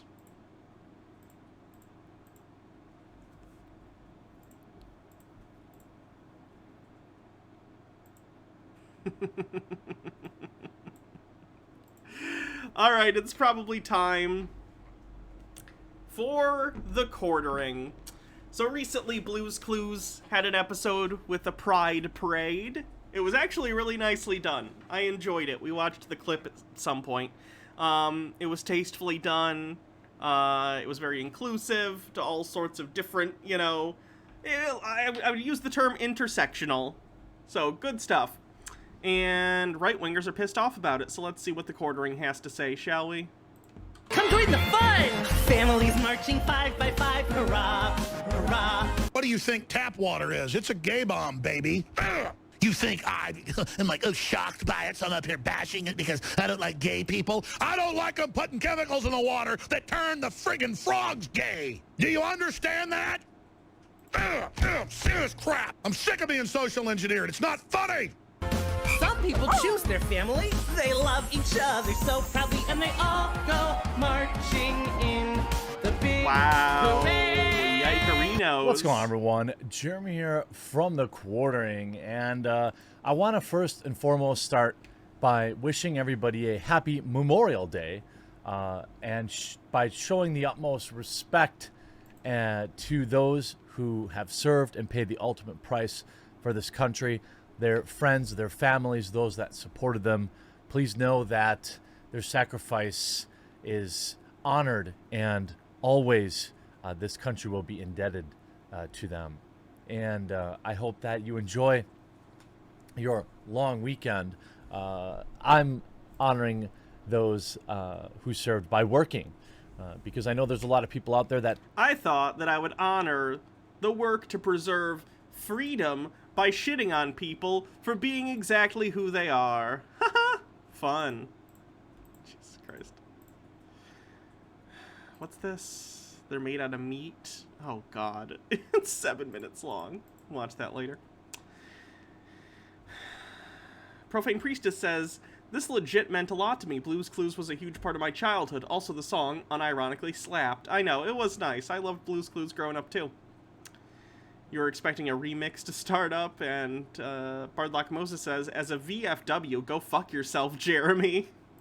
That still have day jobs that they have to work today. Maybe truckers are out there still on the road, delivery drivers, a lot of people out there still grinding, and so I shall grind along with thee. Now, there is a lot of outrage over a new Blue's Clues episode that featured, or a short or a video or something, about the Pride Parade. As you don't know, hilariously, we get Memorial Day but Pride Month. I guess which one sells more garbage? Pride Month is not a federal holiday, Jeremy. You know that, right? Just checking. Probably matters there, but we're about to enter Pride Month, or otherwise known as Cringe Month, where Towing24 says, Happy Memorial Day unless you're an LGBT veteran, otherwise go fuck yourself. People who have existed since at least the Civil War. Daddy Sume with a link I'm not going to click because your link privileges have been taken away. We discussed this. billion-dollar super huge mega corporations attempt to pander to the LGBTQ community as well as their many allies. This is so ironic considering Jeremy's entire shtick. Hey, kitty, what are you doing? Jeremy's entire shtick is him complaining that, like, Disney doesn't pander to 40-year-old men more in Star Wars and Marvel, and now he's complaining about companies pandering to gay people. Fun. Every month is Cringe Month for Jeremy. May is Veterans Month, FYI. Good to know. Broadlock Moses says, I guess he's not going to watch Nick Jr. anymore. I know, what a shame. Von Tuck says, lazily appropriating the Invincible meme clip to help the algorithm spread his bigotry. What an auteur Jeremy is. And H. Baird says, wait until he finds out that Pride Month commemorates a series of riots against police brutality. To sell products. We've seen this with Skittles. We've seen this with cereal. All this stuff. Pander. They don't really care. If you think that Nike cares... No shit. They're a for-profit corporation, Jeremy. No one thinks they give a shit. There's no one to give a shit. It's a company. It's a legal fiction. We understand how marketing works, you idiot. I've got a bridge to sell you. It's like that famous meme where they're like, hey, F capitalism. And then the same person's on the other side with like a rainbow flag. And they're like, oh, you know, that's what this whole month is. Now, Nick says, yes, Skittles, the candy that's one flavor in each bag, the other 11 months of the year. I think there's always a fine line. You know, I think society as a whole, I believe, at least in the West, I should say, is largely accepting of the LGBTQ community. There are pockets of people that are intolerant. Yes, your opening intro that made fun of the entire concept of a pride parade. Yeah, that's great. You're very accepting, Jeremy. Jeremy trying to pretend to be an ally frustrates the shit out of me at this point, too. Mike Mack says, how dare private businesses promote the non-white, rich, straight Christian male? Princess Amelia says, the idea is not that they can care about LGBT people. The idea is that get woke, go broke is nonsense. That's what Jeremy and people like him don't get. Yeah. That's the funny thing, too. By him admitting that companies are doing Pride Month stuff and rainbow capitalism to make money cynically, he is admitting implicitly that get woke, go broke is bullshit. Right? They can't both be the same. If getting woke meant you went broke, companies wouldn't cynically exploit Pride Month to try and drain money from us. Like...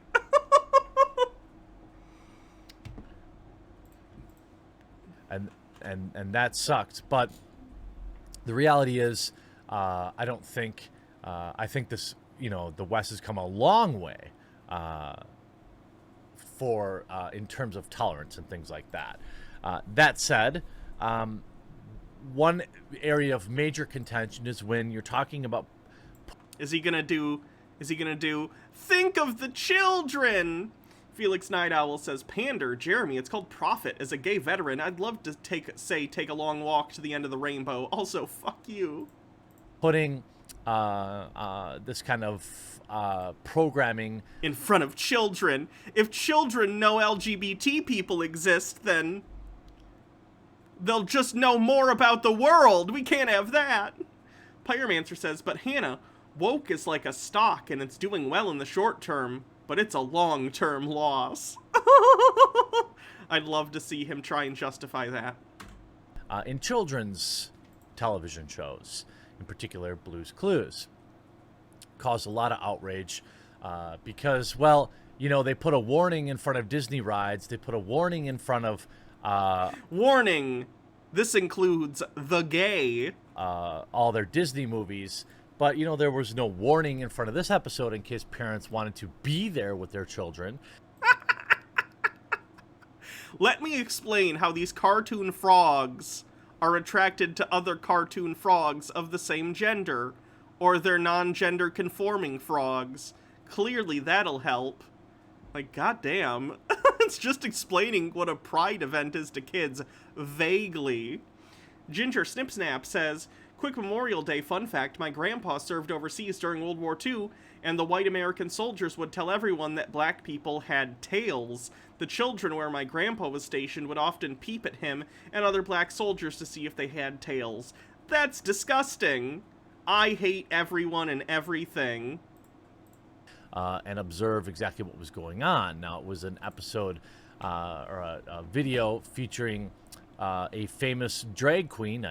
Obviously, I don't know who that is, but apparently it's a famous drag queen carrying what appears to be a BLM scepter and a wide variety of LGBTQ animals. And they sing a song about pride and all this kind of stuff. Look, I don't have a strong opinion one way or another. I wouldn't be letting my kids watch anything that modern television had to offer these days because... My kids will watch old racist Looney Tunes cartoons on a loop all day and they will like it, okay? Der Fuhrer's face? Yes, please. Oh god, what is it? Coal Black and the Seven Dwarves? That's my shit! Jesus Christ. Towing24 said, would Mr. Basement P misgender this veteran? And then I'm guessing it's like a trans veteran. Interesting. Is this from the Civil War? Union Army. Wow, cool. Does he have kids? I don't know. Nor do I care. I don't keep track of that kind of shit. If Jeremy has kids, they don't deserve to be put on blast because their dad's an asshole. Von Tuck says, wait, isn't this the chuckle fuck that gets validation, getting his fans to bully corporations into giving them things you don't get to complain about rainbow capitalism, Jeremy? Yeah, that's what I'm saying. His whole job is being like, they didn't cater enough to my specific demographic. So funny. Nick says, le wrong generation, right? Like, I don't watch new children's TV, really. The last time I watched probably a children's TV series was like when Adventure Time had just started, and I watched a little bit of Steven Universe when that first started, but I never finished either of those shows. But those shows were great. Like, some of the best children's shows ever have come out in the past, like, 20 years. Like, there's nothing wrong with modern children's TV shows, Jeremy. You're just a... just a weirdo. Stromboli for Wi-Fi says, I just bought a goodbye card for my coworker last day tomorrow. They weren't going to spring for it because she's just a contractor. Frack the gig economy, capitalism. That's shitty. Because I don't trust any of it. I've heard Infinity Train is good, which is a show that's currently on HBO Max. I've heard that there are some really good kid shows out. There's anything wrong with preaching tolerance whatsoever, but there is a questionable, there is an ongoing debate right now in terms of how much should we be showing kids? How much should be... It's literally anthropomorphic animals holding flags on floats. Like, seriously, how much less could they show, Jeremy? How much less could they show and still have it be about LGBT people existing at all? It's the bare minimum. And it's great. I thought it was a great segment. But what do you want them to do, Jeremy? He just wants it to not exist. He just doesn't want anything that kids might see to acknowledge the existence of LGBT people. We be worried about, programming children. And I think that that's a reasonable conversation to have. I saw a frog in a cartoon hold a trans pride flag, and now I'm trans, because that's how this works. I think parents, bear. Since that's how it works, actually, Jeremy, just make a competing YouTube video where it's a cartoon frog holding a super straight flag, and it'll turn your kid straight again. Right? That's how it works. Responsibility and what they let their children watch. And to be honest, I'd probably be more likely to let my kids watch anime than anything produced in the West right now. I'll let my children watch a genre that regularly sexualizes minors, but you don't get to watch Blue's Clues because they acknowledge the existence of gay people. What the fuck, Jeremy? Oh, I support LGBT people. I just don't like the fact that they exist.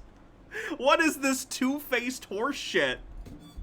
Fontuck says, Star versus the Forces of Evil is pretty good when you're on shrooms. Something about the color saturation is heaven. Nice. Vast Lunacy says, every time someone complains about children's exposure to LGBT plus content, to me it reveals that they're still sexualizing queerness. Oh, for sure.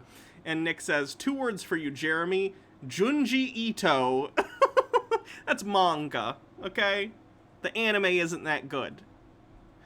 Morok says, there is an anime called Lesbian Bear Storm, which is possibly the gayest thing I've ever seen.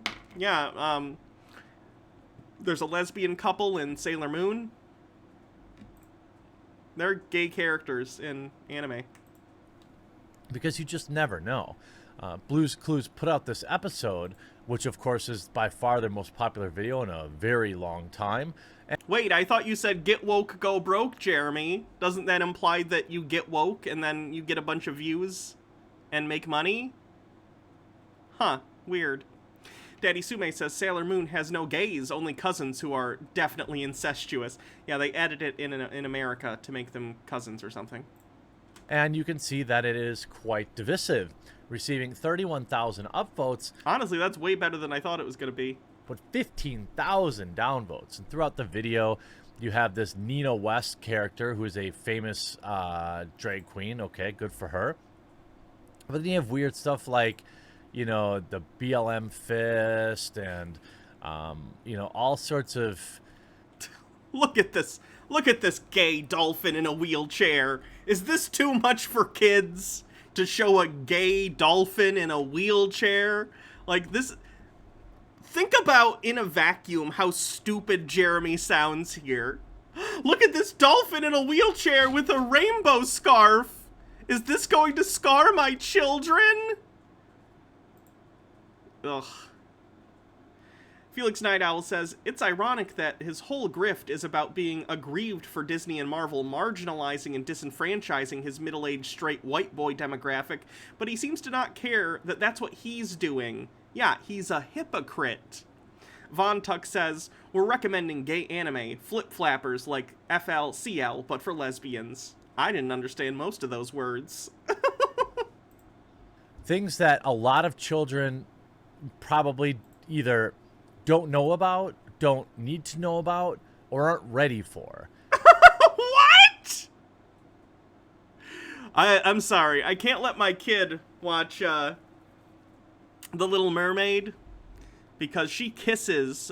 She actually gets married to the guy at the end, and I don't think my kids are old enough to know about heterosexuality, okay?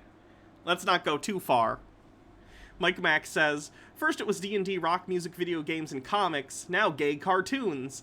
Also, I like that there are more trans characters in anime here. And then I think it's a picture of like a trans anime character or something. Okay, I don't know what anime that's from. And I think that I understand why parents might be upset about this.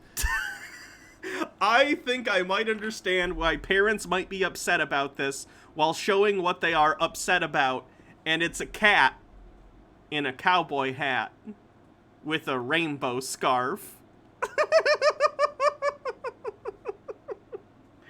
Sky Comet Fallen says Jeremy needs to buy some yaoi for his kids since anime is so child-friendly. I am so enraged and worried that my kids will be scarred by this cat with a rainbow bandana. How will they take it? But, you know, the mainstream media, of course, loved it. Yeah, I would imagine most people did, because most people are, like, not pieces of shit. You see, of course, the Mary Sue. Blue's Clues. Like, of course, the Mary Sue. What the fuck? And also, even within the video you showed, most of it had twice the upvotes that it did downvotes. So why wouldn't the media be on board with it? Most people are on board with it. People who are the customers of the media. Jeremy, come to terms with the fact that the way you view the world is the minority opinion. You are a regressive, and most people don't agree with your worldview. So when you look out and you look at the media and other people's reactions to things and you don't understand why it's different than yours, it's not because they're infiltrated SJWs. It's because you are behind the times. You have been passed by society. That's on you. Crystal Cat, thanks for subscribing for 12 months, says, I thought the Blue's Clues clip was really cute, showing way more inclusivity than I would have expected. Yeah, it was great. Bardlock Moses says, most people aren't trash. Surprisingly. Hosts a Pride Parade sing-along with drag races Nina West. Wow. If you're looking for a fun, kid-friendly way to celebrate Pride, then Nickelodeon's and Blue's Clues have just the ticket. Now, we've seen Nickelodeon venture far more into the politics side, releasing cringe, like, Nickelodeon News, where they talk about white privilege and things like that. I don't think that we should be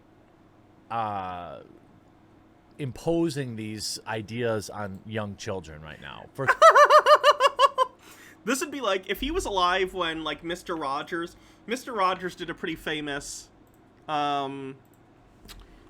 Rogers pool. So Mr. Rogers, there was this thing where back in the day, this was, oh gosh, was this during the 60s or the 70s? This was when segregation was still a thing in the United States.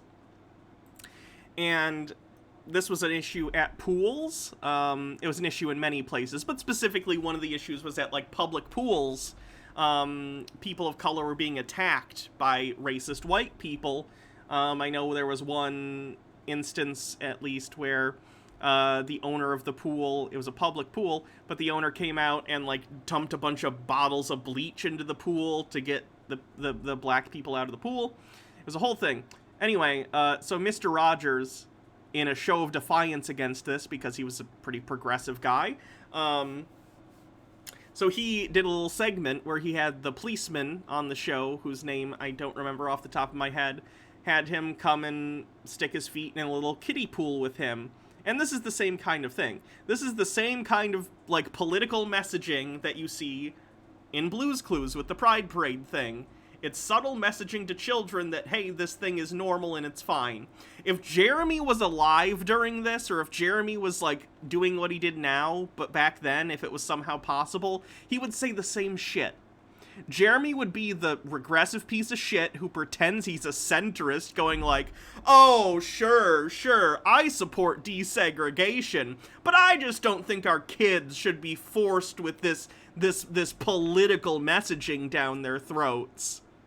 This is what Jeremy is arguing against, and he's pretending he's reasonable for doing so, instead of just being a bigoted piece of shit. Fuck you, Jeremy. Fuck you. I hope kids' shows get even gayer. Anyway. Mike Mack says, if Jeremy sees One Piece, he will lose his mind when he sees a character that has the power to manipulate hormones and can change themselves and anyone genders easily. Oh, I didn't know that was a thing in that. Not bleach, hydrochloric acid? My bad. Morok Ben Eoth says, speaking of queer anime, my second favorite show of all time is Serial Experiments Lane, a weird psychedelic nightmare trip about a 14-year-old lesbian god. Nice. One Speedy Yoshi says, I bought more bits just to tell you that Nick News has been around since the 90s and has always talked about race and shit. Yeah, I remember Nick News. Nick News with Linda Ellerby. Yeah, I remember.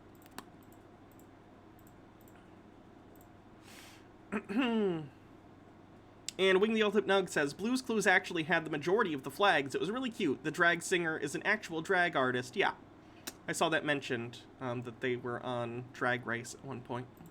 First of all, they don't understand it. They can't understand it. And second of all, you know... Kids are not... Look, kids aren't smart, but also the concept of being LGBT isn't as complicated as people like Jeremy make it out to be. Like, oh, the kids just won't understand it. It's not a complicated concept. All you say is to the kid is, let's say it's about a gay person or someone who's lesbian or bisexual. You just say, well, you know how, let's say you're married, right? It's good to relate things to kids to things that they know in their own world. So let's say you're married. Oh, well, you know how mommy loves daddy, right? And we're married? And they'll be like, yeah. And they'll be like, well, boys and girls can love each other and get married, and sometimes boys and boys can love each other and get married, or girls and girl. You know, it's not hard to explain to a kid. And if they're not around a bunch of bigots all the time, they're just going to be like, oh, okay, and move on, because they're children. And if you teach them about the world around them, they will understand it. Same thing with the gender stuff. If they're like, oh, what's that mean, or whatever. Well, some people are more comfortable, you know, being this way, and some people are more comfortable expressing themselves this way. It's not hard. It really isn't. It's not a hard concept for kids to get. Mike Mack says, if Sesame Street can teach kids about death and how to deal with it, they can teach someone about same-sex relationships, right? It's not complicated, it's not traumatizing, and it's not confusing. Jeremy, you know what Jeremy and people like this are afraid of? They're afraid their kids are going to be brought up seeing this stuff as normal, and they're afraid their kids aren't going to be bigots. That's the fear. They're afraid their kids will be tolerant of queer people, and that's horrifying to them. Because they already don't like how relatively tolerant society is. They don't want it to get more tolerant. Von Tuck says, Serial Experiments, Lane also did a great job, great early depiction of how people will often have unhealthy relationships with the internet. Okay. One Speedy Yoshi says, my younger cousins know I'm gay and they understand it's fine. They even ask me when I'm getting a boyfriend, right? Like, I knew my cousin when I was younger identified as a lesbian, right? She was dating women at the time, and I understood it. Like, it wasn't complicated. Oh, she is a lady? She likes ladies. Understand. It is not a complicated concept. It's not hard. It's not confusing. It's fine. I don't think that a cartoon is the best way to have that conversation, but that's just me, you know. It's like the people who, like, when... And he says here, I don't think it's the best way to have the conversation. What is the best way to have the conversation, Jeremy? It's like when Colin Kaepernick would, like, take a knee during the national anthem or whatever, and conservatives would be like, oh, I just don't agree with how he's going about it. He's doing a peaceful protest. What is the appropriate way to address these grievances, then? The answer is they don't have that, because it's not that they care about the manner in which you're doing it. They're just mad that you're bringing something up. It's incredibly blatant. Mike Mack says, these people don't care about the fact. They care about control because they know they can't control everything, and they're scared of the unknown. Yep. Some parents think it's fine. 31,000 parents liked that video. Blue's Clues, the long-running kids show, staged an animated Pride Parade sing-along hosted by Nina West using the tune The Ants Go Marching. West, sings afloat by showcase a parade of animals representing the LGBTQIA+ community spectrum.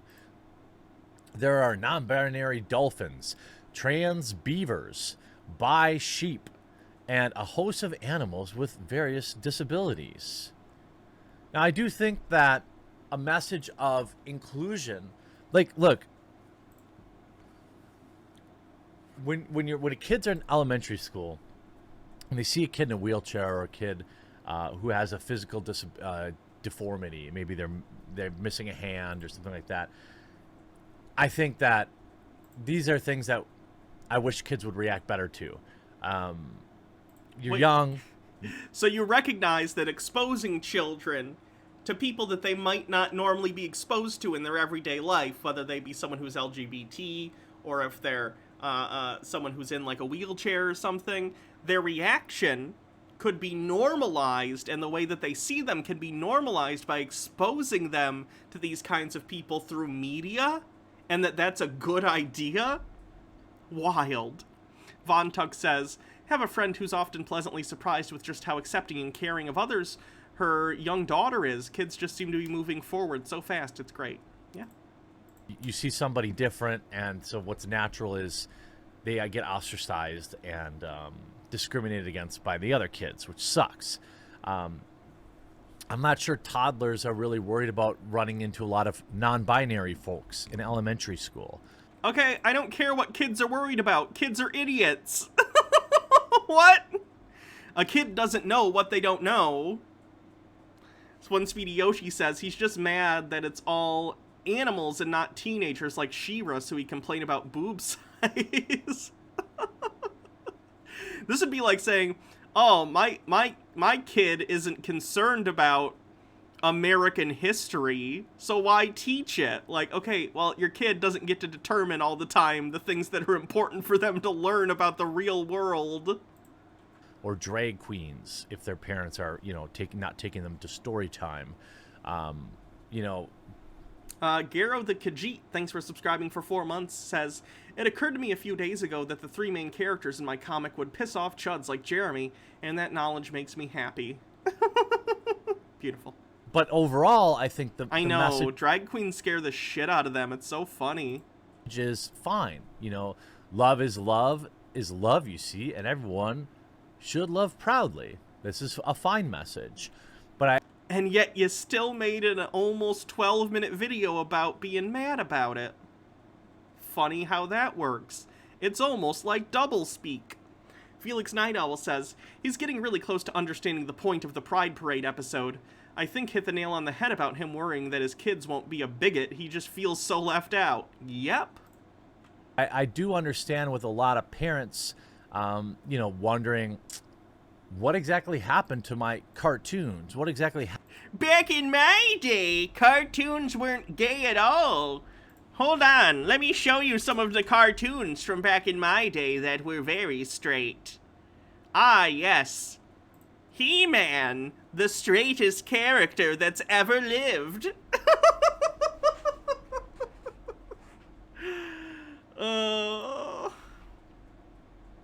One Speedy Yoshi says, I'm making a comic and a major part of it is about a group of 12 to 13-year-olds fighting robots. One of them is non-binary, another is intersex. People are going to be pissed. I'm excited. Well, I hope your comic goes well. Yo&80 says, also, what about those kids that want to play with some toy considered feminine masculine but think it's not okay for some reason? Good point. H-Baird says, just imagine what this video would have been if Brie Larson had been in the Blues Clues episode. And Von Tuck says, a syllabus determined by kids would be pretty rad, though, you gotta admit. Be pretty useless, would probably be my guess. Happened to Blues Clues. You could see the New York Post saying, Blues Clues teams up with drag queen Nina West for Pride Month. A new sing-along for the preschool crowd posted to Nickelodeon's YouTube channel this week shows a beloved cartoon pup in a sing-along about families, including a cartoon version of drag queen crooning about all the different kinds of families, including those with trans, non-binary, and so on parents. The family has 2 mommies. They love each other so proudly, and they go marching in the big parade, West sings, as the family depicted as different animals, including alligators, cats, and bears, pass her by. All families are made differently. They love each other so proudly, she also sings in the video, which racked up 17,000 likes as of Saturday. Again, I think a lot of this can be, if this kind of stuff offends you, I understand. Why? Why would you understand that, Jeremy? If someone's offended that gay people exist, they're a piece of shit. I don't understand that. I'm sorry. Felix Night Owl says, imagine how much bullying this Pride Parade episode could prevent in the future. That in turn has a domino effect with teenage suicides and depression later in life. It's pretty rad. I agree. Blackwing Hecate says, thanks, Hannah. Now I have to go watch that video of what's going on. One Speedy Yoshi says, what does he say drag? I don't know, probably a regional accent. MH Darkbeast says that guy that created He-Man and She-Ra was gay, and his daughter said it was massively gay at Filmation back in the day. That's the least shocking information I've received all day. 74 Quinn 74 says, hey, remember how Blue's Clues has always been a girl, and the pink one was always a boy? I did know that. That confused me as a kid. Morok Ben Eoth says, my Werewolf Pathfinder character is very gay. It's an adventuring school-style game, and I've had lines about having to sneak girls out of my room when the other party members come around. It's great. And yes, she totally fucks in anthro form. Jesus Christ. Cherry Coke Icy says, what's crazy is Nina West's drag is largely appropriate for children, even outside of the context of this show. She's an icon. Mike Mack says, didn't many Looney Tunes characters do drag as a joke? Yeah, Bugs Bunny is a pretty big example of that. Yeah, I don't get why right-wingers automatically assume drag queens are like the most sexual thing and kids can't know about the concept of a drag queen. It's very weird to me. Blackwing Hecate says, Hannah, how do you feel about the kink at Pride thing? We're not having that discussion. That discourse is banned from this channel because I'm not starting that discussion. And you should really just not be watching any mainstream television these days. You just don't know what's going on. I get now the TV's telling my family and my children that gay people exist and that's okay. What's next? They're gonna point out that Irish people exist and that's okay, or that Asian people exist and that's okay? Not on my watch. Like, what is this attitude? Like, what is this weird delusional attitude about life? Yes, you know, the overwhelming reaction appears to be positive, with many taking to social media praise Blue's Clues for being progressive and taking proactive steps to teach kids about different family structures in a fun, catchy way that appeals to young children. Some people might call that propaganda. Everything I don't like is propaganda, a man-child's guide to life. You know, I think ultimately parents probably need to be more involved in what their kids are watching and having more conversations with their kids. I think the days are long gone of just plopping your kid down in front of television or Nickelodeon even. You shouldn't have been doing that in the first place, you lazy fuckers. Be a parent. And being able to trust what was on there as something that you would inherently approve of. Those days are long gone as Nickelodeon has gotten far more political. Political? People existing is political because I don't like those people and that makes it political. Von Tuck says, I refuse to hear what conservatives have to say about what's okay for children to be exposed to when they're the ones that keep the child pageant industry afloat. Yep. See shows like Teen Titans and all this stuff, putting in BLM messaging into kids' stuff. Kids aren't ready for that, in my opinion. Kids aren't allowed to know that gay people exist and that black people don't deserve to be killed. What age is appropriate, Jeremy? Just throw out a number for me. And that's a conversation that parents should have with their children, not a cartoon dog. And the only way you can really deal with that. Morok Ben Eoth says, I remember when my parents banned me from watching Arthur because apparently there was an episode showing a lesbian couple and this was back in the late 2000s. Oh, they're probably real pissed now. The teacher turned out to be gay too. But this is by simply not watching it, by getting more involved in what your kids watch and making sure they don't watch stuff from channels that, I mean, who is this for? Kids? Kids who would like to know, or kids who will need to because we live in the real world where gay people exist, for kids to know that gay, lesbian, bi, trans, ace, pan, whatever, all of the queer people exist. And also, if you're a kid and you have two moms or two dads or trans people in your family or non-binary people in your family, or you yourself feel that you might be one of the above, because again, kids aren't idiots. They recognize that there's something different about them. Then it makes you feel like you're not alone and that your family is valid, and those are good things. This episode was written for 30-year-old members of the LGBTQ community to like and retweet it. It wasn't written for the children, I hope. Jeremy is such a piece of shit. I cannot believe that he has the balls to come out here and after videos like this be like, I support the trans community. Trans people love me. Bitch, no we don't. Fuck you. Mike Mack says, not gonna lie, Mr. Ratburn did give some gay vibes for a long time. And Vast Lunacy says, but the point is that some parents don't actually have those conversations. Parents that aren't usually touched by discrimination don't really bring it up. Like white parents who just cut their ethnic kids' hair because it's too hard to deal with. Yeah, I'm honestly really, really thankful and grateful for a lot of the moral messaging in TV and movies growing up. Because my parents... My dad in particular, not a good guy, and I credit the fact that I'm not entirely a piece of shit to some of the moral messaging I got growing up, so thanks, media, for making sure I'm not a complete asshole. I'm not exactly sure what's going on.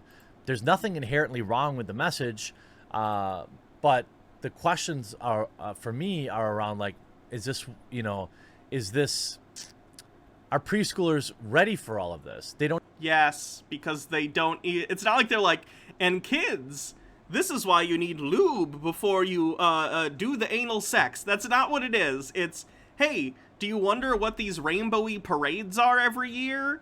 Let's talk about it. It's to celebrate people who love each other. That's it.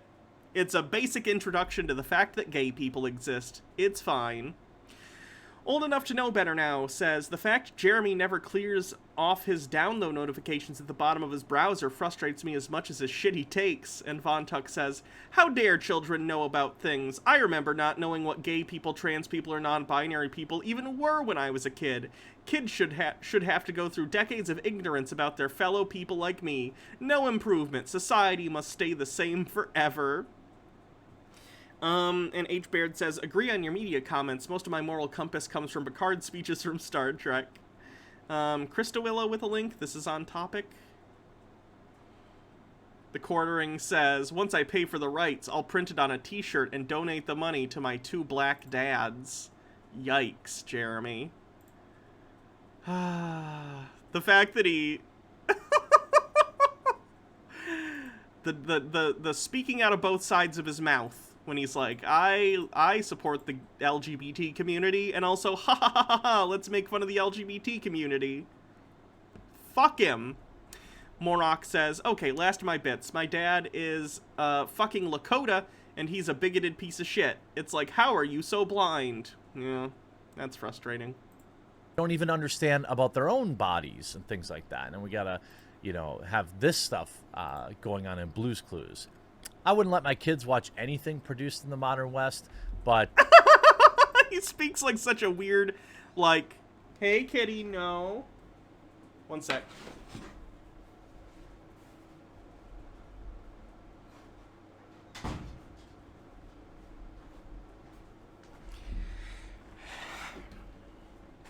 Didn't close the door enough.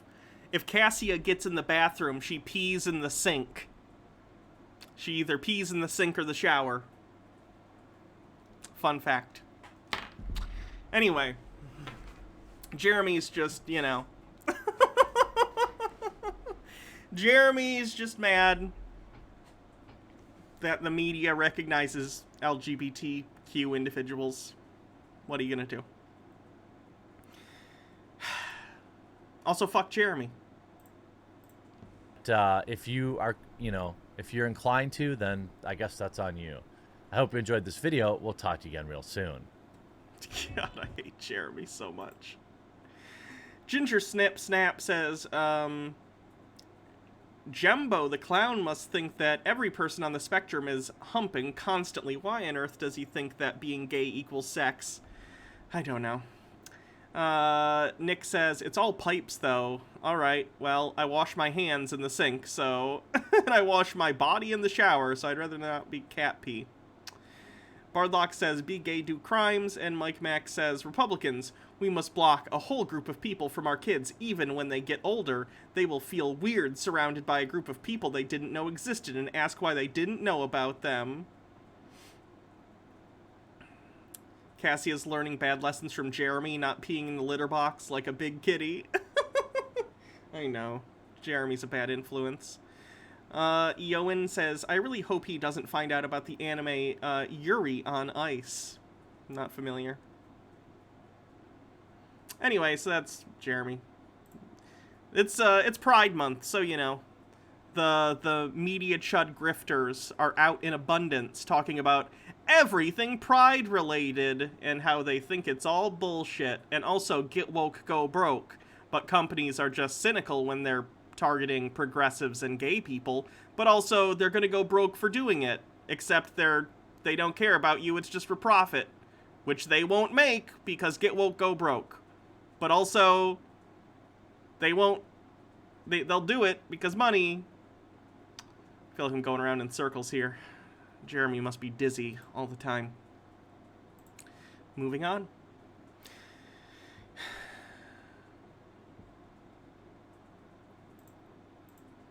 What's Tate up to? He has a couple short videos. These are basically more ads for his get-rich-quick program. So let's see what he's up to. Where are you going? Why did you take me here? Remember I made that video for Twitter where I bought a Lamborghini and ticked every single box on the configurator. I bought it cash with my debit card to try and prove some stupid point. Yeah, I remember. Lamborghini Huracan Spider 5.2 V10 640 liter LP644 Evo. Previous owners, 0. Vehicle price, rah. Nero Noctis, electric heated seats, smartphone interface for connected devices. Cup holder cost me £700. For a cup holder? Yes, bro. Is he just going to pick up the car now? When did he make that video? Hold on, I gotta go see when he ordered that car, because that bugs me. Destroying... I know we watched him order it at some point. There we go, 9 months. Is he just picking up the car now? Did it take him 9 months to get this car? Because if I were rich, I'd never buy anything that took that long. I feel like by the time the car got there, I'd be like, oh, I don't even want that car anymore. Painted calipers, electrochromatic exterior mirrors. You ever just like fill your Amazon cart with a bunch of stuff and it's like a ton of money, but that like sates your desire to buy stuff, so you just delete it all from your cart so you don't actually buy it? But it still kind of scratches the itch of like wanting to buy stuff. That's a good strategy. Don't buy shit you don't need. Mike Max says, how can people fall for rich people wanting to teach others to be rich? I'm pretty sure rich people don't want more rich people around.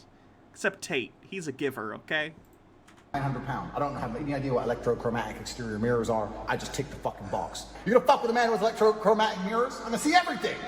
Rear diffuser, style package, digital audio broadcast tuner, 9VK Sensorium premium sound system, 4 Gs. Ambient light program. It's called window shopping Colored in the new age. NR7 embroidered brand new package. Rear view camera. Lifting system. Lifting system's $4,000. You have to have a lifting system because you can't go over speed bumps any other ways. It's like a $4,000 tax you have to pay for your Lambo. NavTrack Pro ADR. 52A 20-inch alloy wheels, graphite gray. $3,600 to deliver. Upholstery. Elegant leather bicolor Nero Ada Bianco Polar. Why is he yelling? Big Forge composites package. His house is all hard surfaces, so it's very echoey. The noise just gets lost in there. What the fuck is that? What is that? I'm playing with the configurator. I'm just ticking boxes. Big Forge composites package. I don't even know what that is. $6,000. Floor mats customized with piping and stitching. Nice. Kick plate and forged composites. How much? I just ticked every option. Who goes on the Lambo configurator and ticks every box? Good job just reading his spec sheet. This is part of his advertising for his get-rich-quick scheme. So he goes on and he's like, "Oh, look at all the stuff I can buy. I got a big wee-wee. I got a big penis, and I'm rich. So come and pay me money to teach you how to make money." It's a grift. He's selling the idea of a lifestyle, basically, by being this huge asshole. Nick says he likes hearing his own voice, thus the echo.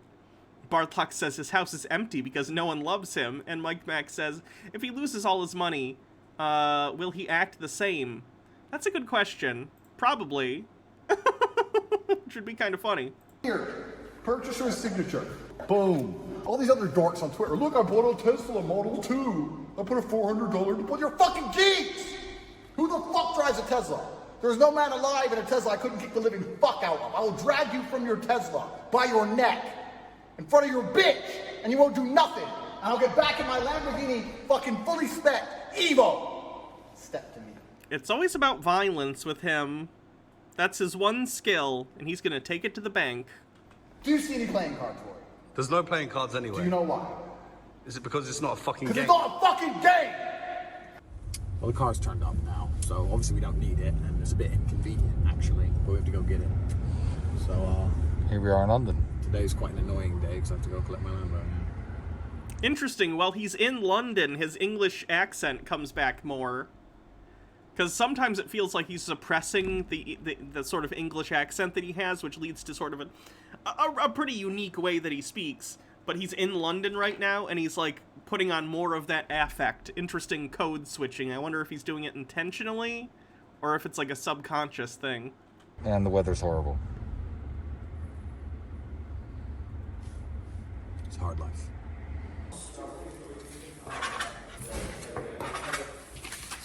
And that's your handover check sheet, which I'll go through most of the controls with you. Ready? I'm ready, bro. Woo! You know what? I bought this after 2 gin and tonics. I was drunk, and I had 2 gin and tonics, and some guy was going on like an hour. I don't like the soft top on it. I'm not a big fan of soft top cars, but whatever.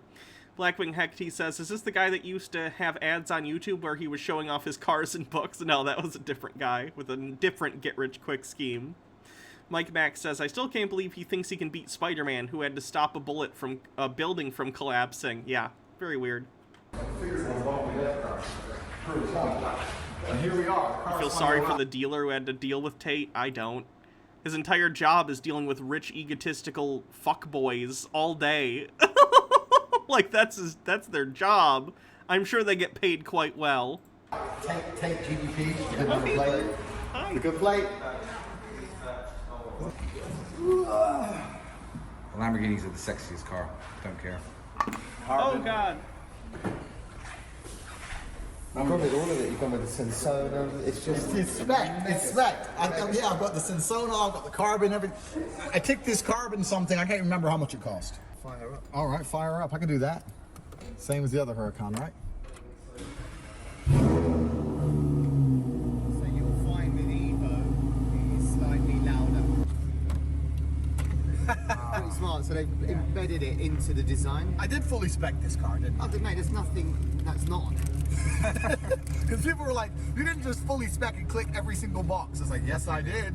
This is most probably the highest spec car that we've spec. Every single option. Halloween Town says, sorry, but the car is ugly. I tend to agree. It's certainly not... If let's say I had unlimited money, let me just say this is not the car I would get. I don't give a shit about speed and sports cars and stuff, and I think it just is kind of ugly, but whatever. Blackwing Hecty says, like, he realizes that Spider-Man is legit one of the strongest people in the Marvel Universe in terms of raw physical strength, right? No, he doesn't. He doesn't know anything about Spider-Man. We covered that in the video. He clearly doesn't know anything about Spider-Man. I'll be back in a few weeks anyway.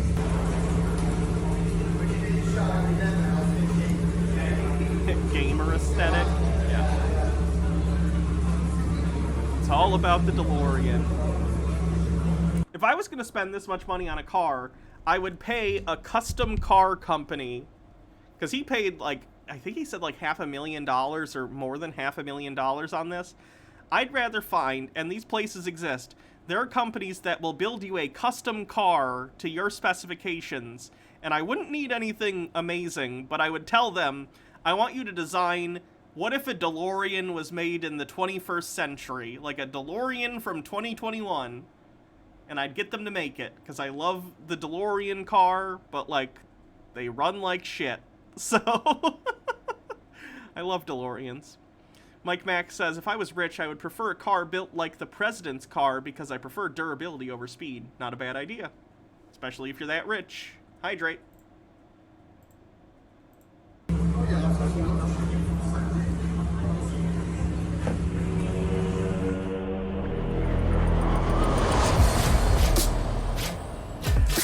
fun ad. Interesting. We didn't see him drive that away, did we? Interesting. We didn't see him drive it. I wonder if he actually bought it. Chrysia says, Lamborghinis don't even perform that well. They're outstripped by every other performance car on the market. I have no idea about that, and I don't really care.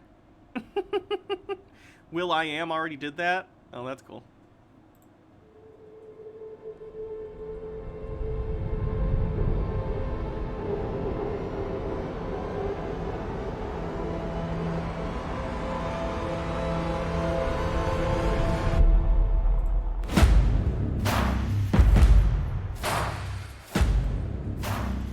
This is just an outright ad. Me and Baja need to see your landlord's DeLorean sometime. He's been rebuilding it for years. Oh, that's probably cool. Winter O'Hare says my favorite car is still a Cadillac. Oh.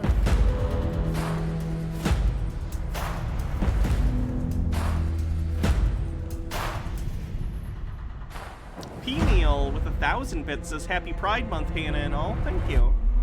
Blackwing Hecty says I'd get a self-driving Lotus Super 7 myself. And Pyromancer says, any news from Marcel? He had a couple of videos that I found kind of interesting. We'll probably cover them on the next Sovereign Citizen Watch. Couldn't think of it. Baja says, my papa has a DeLorean. I know, I gotta see it sometime. That seems cool. Rublum says, I have a feeling if we were having a demo derby, my OK Chevy Impala would decimate Tate's PP extension.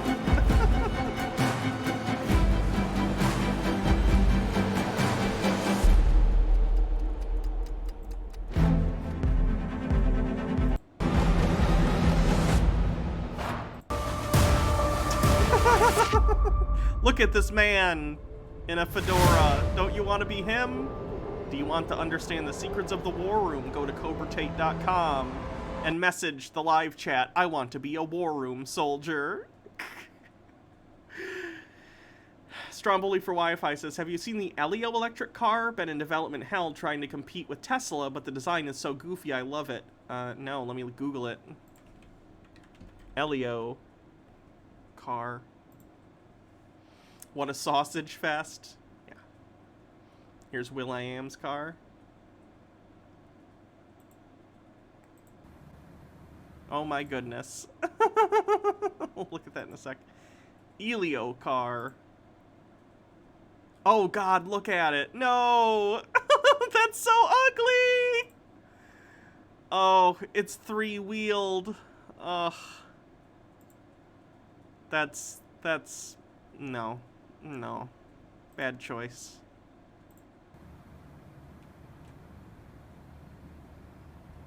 Makes you think of the movie with the war room where the lady just prays. So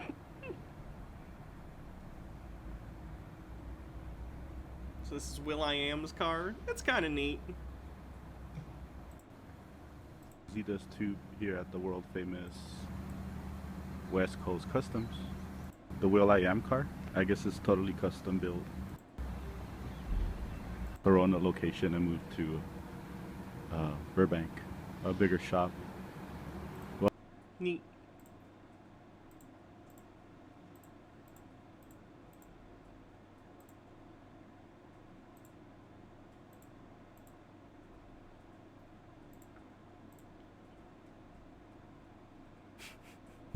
Elliot Hulse has a new video. How to tame your beta emotions. Fellas, is it gay to have emotions? Let's find out. It's not a matter of getting rid of it, right? It's a matter of putting it in its place. I recognize when that happens to me, it's just a feeling in my gut. It's literally in the body, right? I don't judge it any longer. I don't think about it. I don't try to correct it. I don't do anything. I just notice, whoop, my inner beta is acting up because somebody told me something. Yo, Elliot! Uh-oh, my body is eliciting emotion. Shut it down, shut it down. Code red. Bardlock Moses says anger is an emotion. It's the only valid emotion, according to him. Opening into Proverbs in the Bible thanks to advice given to me by my boss. In my reading, I found there are certain verses that say that it's wise to receive and love correction, and that only fools despise discipline.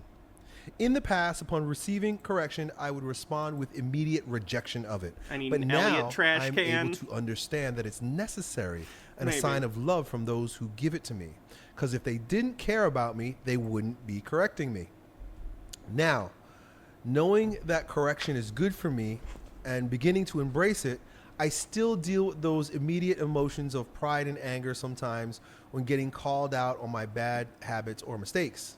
I'm able to catch myself now, but getting over these emotions can still take some time. That's so funny to me that he's talking about anger, but he's calling anger apparently a beta emotion. The people that I see him get, like, really crazily angry tend to be the types who call them, like, themselves alpha males. So I find that interesting that he's calling rage beta when the opposite seems to be the case. Rather get past the emotions and get to the logical root of the correction faster. Any advice on dealing with those immediate emotions to move past them and receive the discipline with my brain instead of my heart, my emotions? Man, I can totally relate to this question, and I felt the same way prior to waking up to the value of correction and other people's wisdom, and afterwards. And I was right there with you, man. There was a time when I didn't want anybody to tell me anything, and I would become very defensive right away. Like I say, I'm kind of like an old millennial, like a lot of you guys, and that's a kind of a millennial attitude, right? We have this sense that like nobody should tell me what to do, and that, you know, I know everything, right? And it's just, I guess it's just my nature. I was born in '79, and I grew up as a kid thinking You the were same born thing. in '79. I don't think you're a millennial then. I'm pretty sure you're a Gen Xer. Not that it really matters, but hold on. Millennial generation. I thought you had to be born, like, at least after 1980. I thought it was even maybe 85.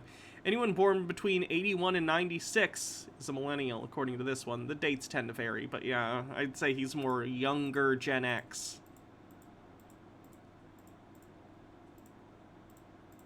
Thing. I didn't like when anybody would discipline me or correct me, like you say. But then I learned, just like you learned, that it is better. It is better to receive that from, you know, the loving correction from people who are older or people who know, without getting emotionally involved, without getting emotionally upset. And even though I learned, like you learned, right? Both of us, right? You learned from the Bible. I just learned from wisdom, you know, just experience. You know, I realized, oh shit, I was wrong, right? I'm 42. It took me a long time to figure that out. I still get the emotional reaction. That hasn't gone away from me.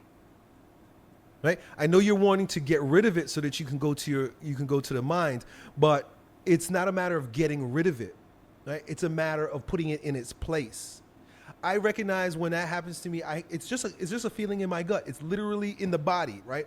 I don't judge it any longer. I don't think about it. I don't try to correct it. I don't do anything. I just notice, whoop, my inner beta is acting up because somebody told me something, right? Whoop, and I feel it. And I recognize it. I know why it's there. I know in other words, I know what triggered it. I know what's going on, but I don't do anything about it. I'm not trying to get rid of it. It's an instinct. It's a gut reaction. But I no longer let it control me, right? So when you have that emotional gut reaction, recognize, okay, that's my primal, that's my uneducated, uncivilized inner beta beast acting up, and you could talk to the beast. Hey, calm down, it's okay, it's all right.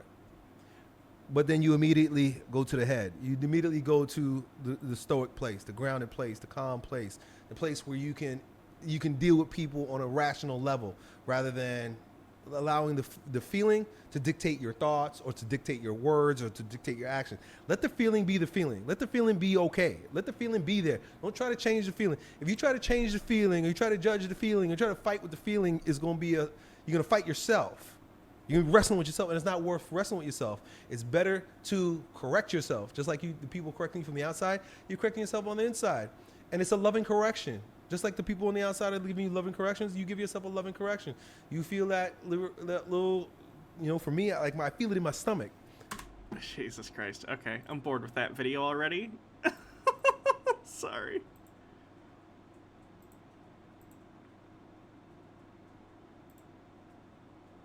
This is that stoner zombie MGTOW guy I watched the other day.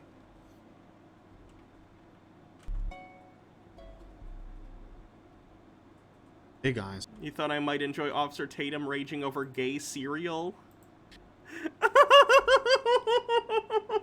Sure. It's about to get hot. This video is brought to you by The Officer Tatum Store. The Officer Tatum Store. Get the merch link in the description section. Like and subscribe to the channel. Hit the bell so you get notifications. Anytime I go live, I'll make a video. Make sure you still subscribe to my channel. Like this video, comment on this video, share this video. Let's get into this. Ladies and gentlemen, I'm getting right into this. We ain't got to talk long. We ain't got to say much. You ain't got to say much. Thank you, Breitbart, for putting this out here. Somebody explain this to me. I'll give you a little time. Somebody explain this to me.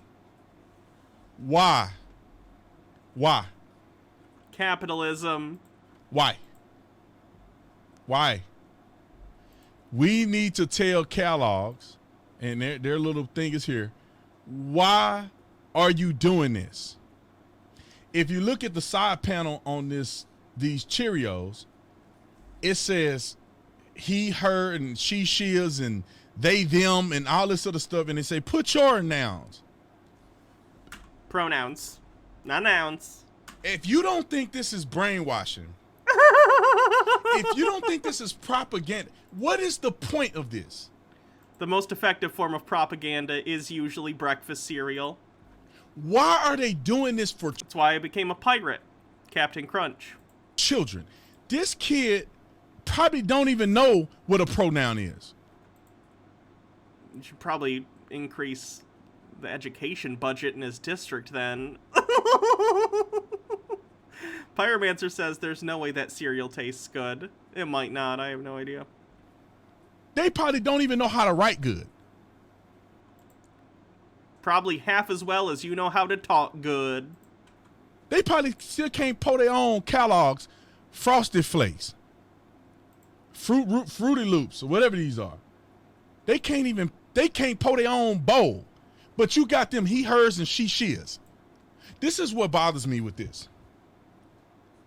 They're introducing Nick says most cereals nowadays are diabetes in a box anyway. Nowadays. It's been the case for a long while. Bardlock Moses says Count Chocula made me a vampire. That'll happen. Propaganda to your children. Boo Berry made me gay. That ghost is very aggressively bisexual, if you don't know. Not a lot of people talk about it, but the Boo Berry ghost is very bisexual.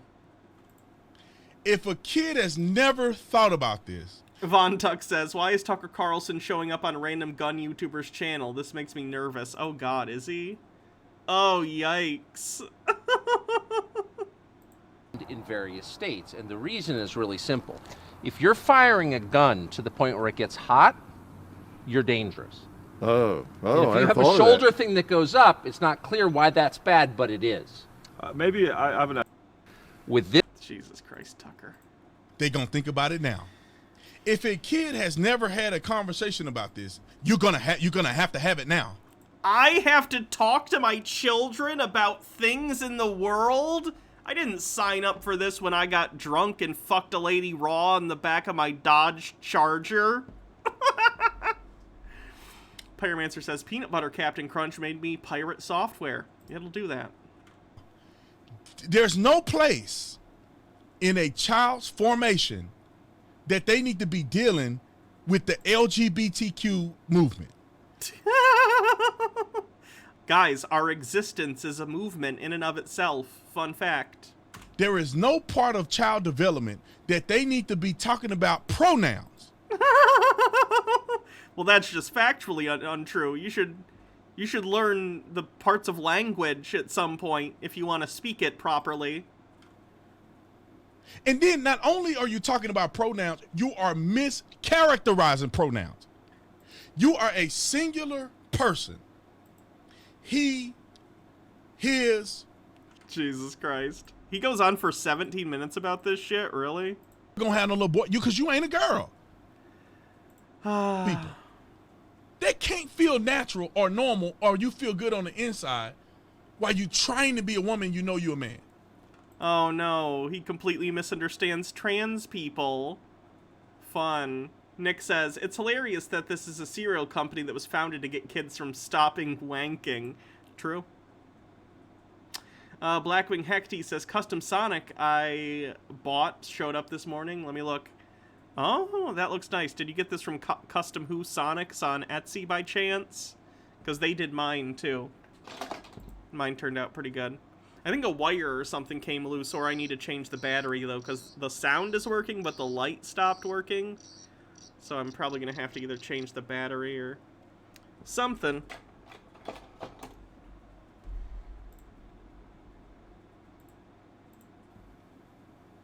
You can't. It can't feel. There's no. You can't replace being a woman. Things were not the same. Is he just gonna bitch about trans and gay people existing for 17 minutes? I started growing hair under my arms. I started growing hair on my face.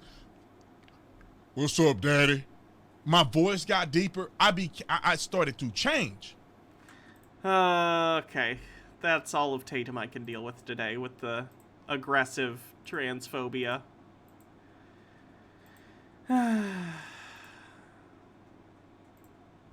me see if there's a cleanse or something we can do before we call it an evening.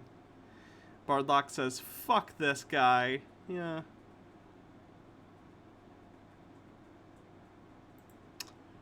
Let's see. Oh god, he went back to the fried chicken place with the terrible fried chicken.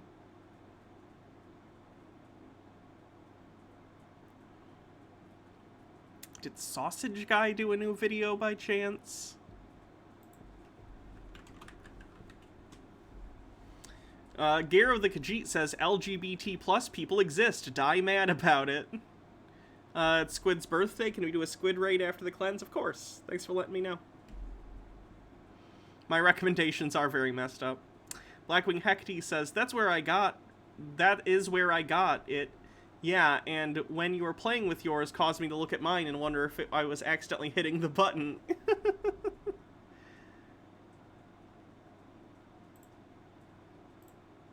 Yeah, sure. Crab cake sausage, and then we'll call it an evening. Well, hey there, folks, and welcome back.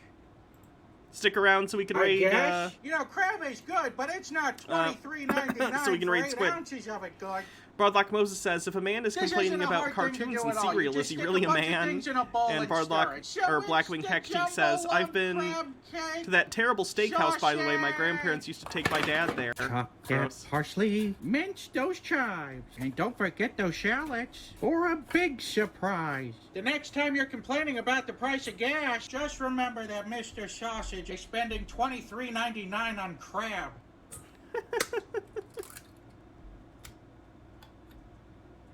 Here comes the worst.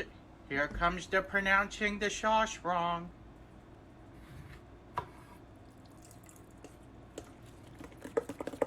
Here comes the $23.99 star of the show here.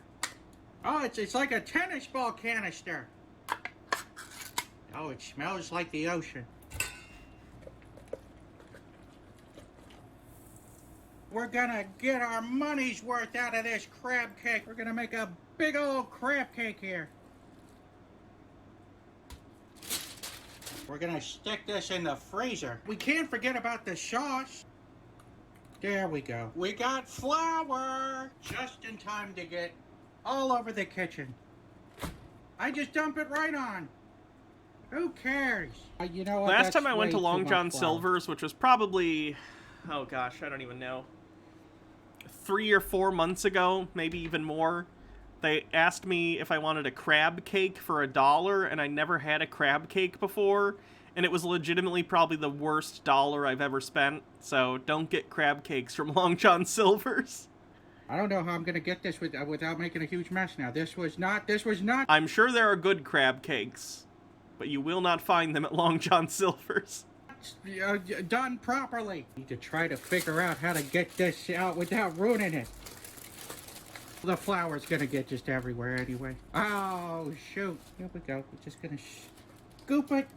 I'm never gonna do an episode where we gotta coat stuff in flour again. And I know you're not supposed to make a gigantic crab cake like this, Why but go it to had Long to be John? done. I like their chicken.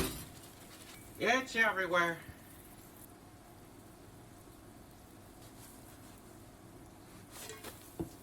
That was an almost flip.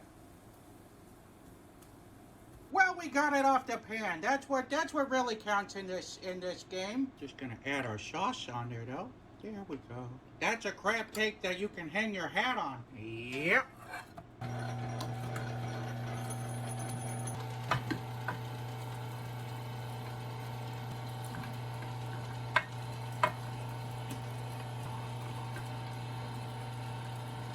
I go to a seafood place for chicken. Yes, I know, I know. The sausage. Down here it's better. Down where it's I don't like hotter. seafood, That's why though. it's hotter. Under the sausage. I like shellfish, but I don't like normal Can you fish. believe $23.99? $23.99. Who's... In 3, 2, 1. Let's sausage.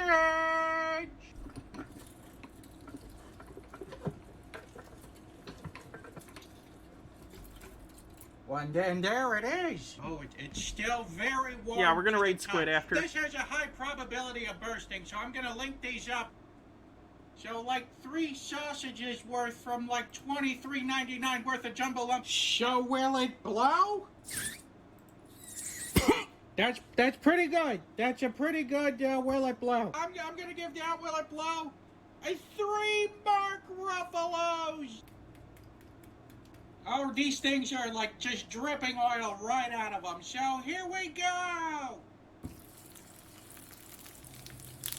When you end up with more oil than what you started with, that's how you know you're in trouble. He does sound like CC. Free these sausages up to It is to not live the way that CC, they however. want. So I know much oil. CC. I don't know what that is. Is that crab oil? Is that mayonnaise that's returned to its original form? I'm gonna get these out of here before they explode, though. Well, all right. This one seems plenty big enough for me, so we're just gonna put it right there. All right, now we gotta see how we did. Oh, that's looking like a crab cake and a sausage. Well, okay, it's time to go to the tasting table to taste the sausage. I'm just kidding. You know we do this every single episode. Card. So now we're gonna taste this crab cake sausage. To me, it can go either way. Oh, that's true. I should say Creationist Cat because there is also CC, the flat earther that we cover. You know, it's just okay. It's not anything revolutionary. We didn't change the sausage game with this one. It's a pretty okay sausage. You get what you expect. It tastes a little bit like crab. I suspect most of the crab liquid is what actually went into the pan, and the sauce helps it out to not make it. And the sauce helps it to not dry out during the cooking process, so it has a nice flavor to it. But again, most of the crab flavor is now missing from it. So there's still traces of it in there. So I'm gonna have to give this sausage here a 3 out of 5. Bop, bop, bop, bop, bop. Not bad. All right, so it's Squid's birthday.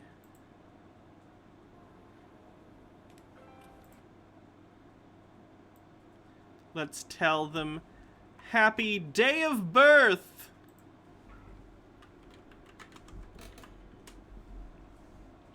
All right, thanks everyone for coming to the stream. It was fun.